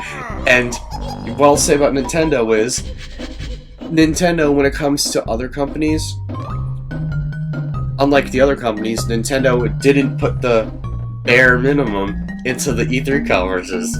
They actually... I'm just gonna end this and you keep talking. Am I just becoming unbearable to you? Oh my god. Alright guys, Can you barely contain yourself? One thing I was thinking of just before, and we'll end it here, is like, comment, subscribe below, and let me know what you think about this. We have Banjo-Kazooie coming out. Yes, in the fall. It's not that far away. Yeah. I'm excited. We have Banjo-Kazooie coming out, but think about this. You know how they always said that they've been re-releasing certain Smash Bros. Amiibos just to make the demand for Smash Ultimate? Like, not all of them, but certain ones that like the really rare ones that... The rare ones that people were barely able to get their hands on? Yeah. Yeah. Like Villager, Morph, yeah. So what if like, they kept re-releasing those type of Amiibo? Yeah. But then they would go like, well, here's Banjo. Banjo's gonna be rare. No! I didn't... Is that what you were going for? No! Because any amiibo that comes out on the day of, it's like hard to get anyway, because like people just buying them or pre-ordering them right away. Not for me, I jumped right on the chance. Yeah, but you know what I mean. Although, I haven't been able to find Isabelle anywhere. I found Pokemon Trainer and Squirtle. I gave up finding Isabelle because, you know why? Why? I already had Isabelle anyway. I already have 2 Isabelles anyway. Yeah, because of the Animal Crossing was, yeah. But what I was saying though, because since Banjo-Kazooie is going to be rare, what if they take what if they just do a marketing scheme where it's like, well, they did back in Smash Bros. Wii U days. They were like, well, you can get Rob, you can get Game & Watch, and you can get Duck Hunt, right? Yeah. Separately. That was the 3-pack, yeah. Yeah. So what if we get a 4-pack? Oh no, not a 4-pack. A 4-pack with all the Dragon Quest characters. No, we just get a 4-pack. Donkey Kong, Diddy Kong, King K. Rool, and Banjo. The rarest amiibo pack ever. And you know what? When the Banjo-Kazooie amiibo finally comes out, probably 2 years from now, then, because first obviously we're gonna get Joker, and then it's gonna be the hero, then Banjo, it's like, and then whoever the other 2 characters are, probably Alucard and Psylocke. You know, but it's like, Banjo-Kazooie, when they come out, they should have an advertising page on Rare's website, or on their whatever social media pages of theirs, saying something along the lines of, hurry up and grab Banjo-Kazooie, can you barely contain yourself? Oh my god. You know what I don't get though? You know what I don't get though? What? How come you can make a game like Link's Awakening? Only talk about it for like a couple months. Already have an amiibo announcement and day of when it comes out, but you have Smash Brothers. A bigger game in itself than Link's Awakening. And like the DLC amiibo come out like years after they're released. That's kind of weird. That's what I'm thinking, like, wait. So when I'm trying to get the Banjo amiibo, I'm gonna have to be very careful when it comes to try and make a pre-order for that amiibo. You know what? You know something though? What? Remember how I told you how they made a Banjo-Kazooie Totako figure? Yes. Well, now that I don't make it anymore, it's really rare. You just made that joke before. It's something unrelated, like 5 minutes ago. I know, but now that's actually really rare though, because they want like people want like $100 for that on eBay. I mean, I really want one because it looks so like it looks exactly like an amiibo would. Would you say that they made it rare both literally and figuratively? Wait, can you do me a favor? While you have this video open, can you do me a favor? What? Turn Banjo around for a second. Here you go. You see his ass. He doesn't have the rare logo on his backpack. Eh, weird. So, with the Contra collection earlier, you were saying, and I'm gonna borrow this joke from Andre. Would you say that the fact that they have a bunch of 2D games coming to Switch and then this open world, this like big 3D Contra game coming to Switch, would you say that contradicts the collection? Oh, I get it for $20. Alright, just ignore the joke. But look at it though. Oh, that looks pretty cool. I'm telling you, it's the same time as the amiibo. All you have to do is, if you wanted to, wait for the game to come out, wait for its character to come out, and they'll already have the amiibo in the update itself. All you have to do is get this, get the little sticker, NFC sticker, and make your own. Yeah, it's true.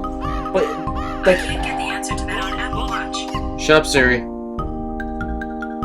So, like I want one of those so bad. So now that I've run out of bear puns and I can barely keep this up. You're just going with barely and bear again, so shut the fuck up now. And I'm ending this. Yeah. Like, comment, subscribe, and I'm ending this. this. Goodbye.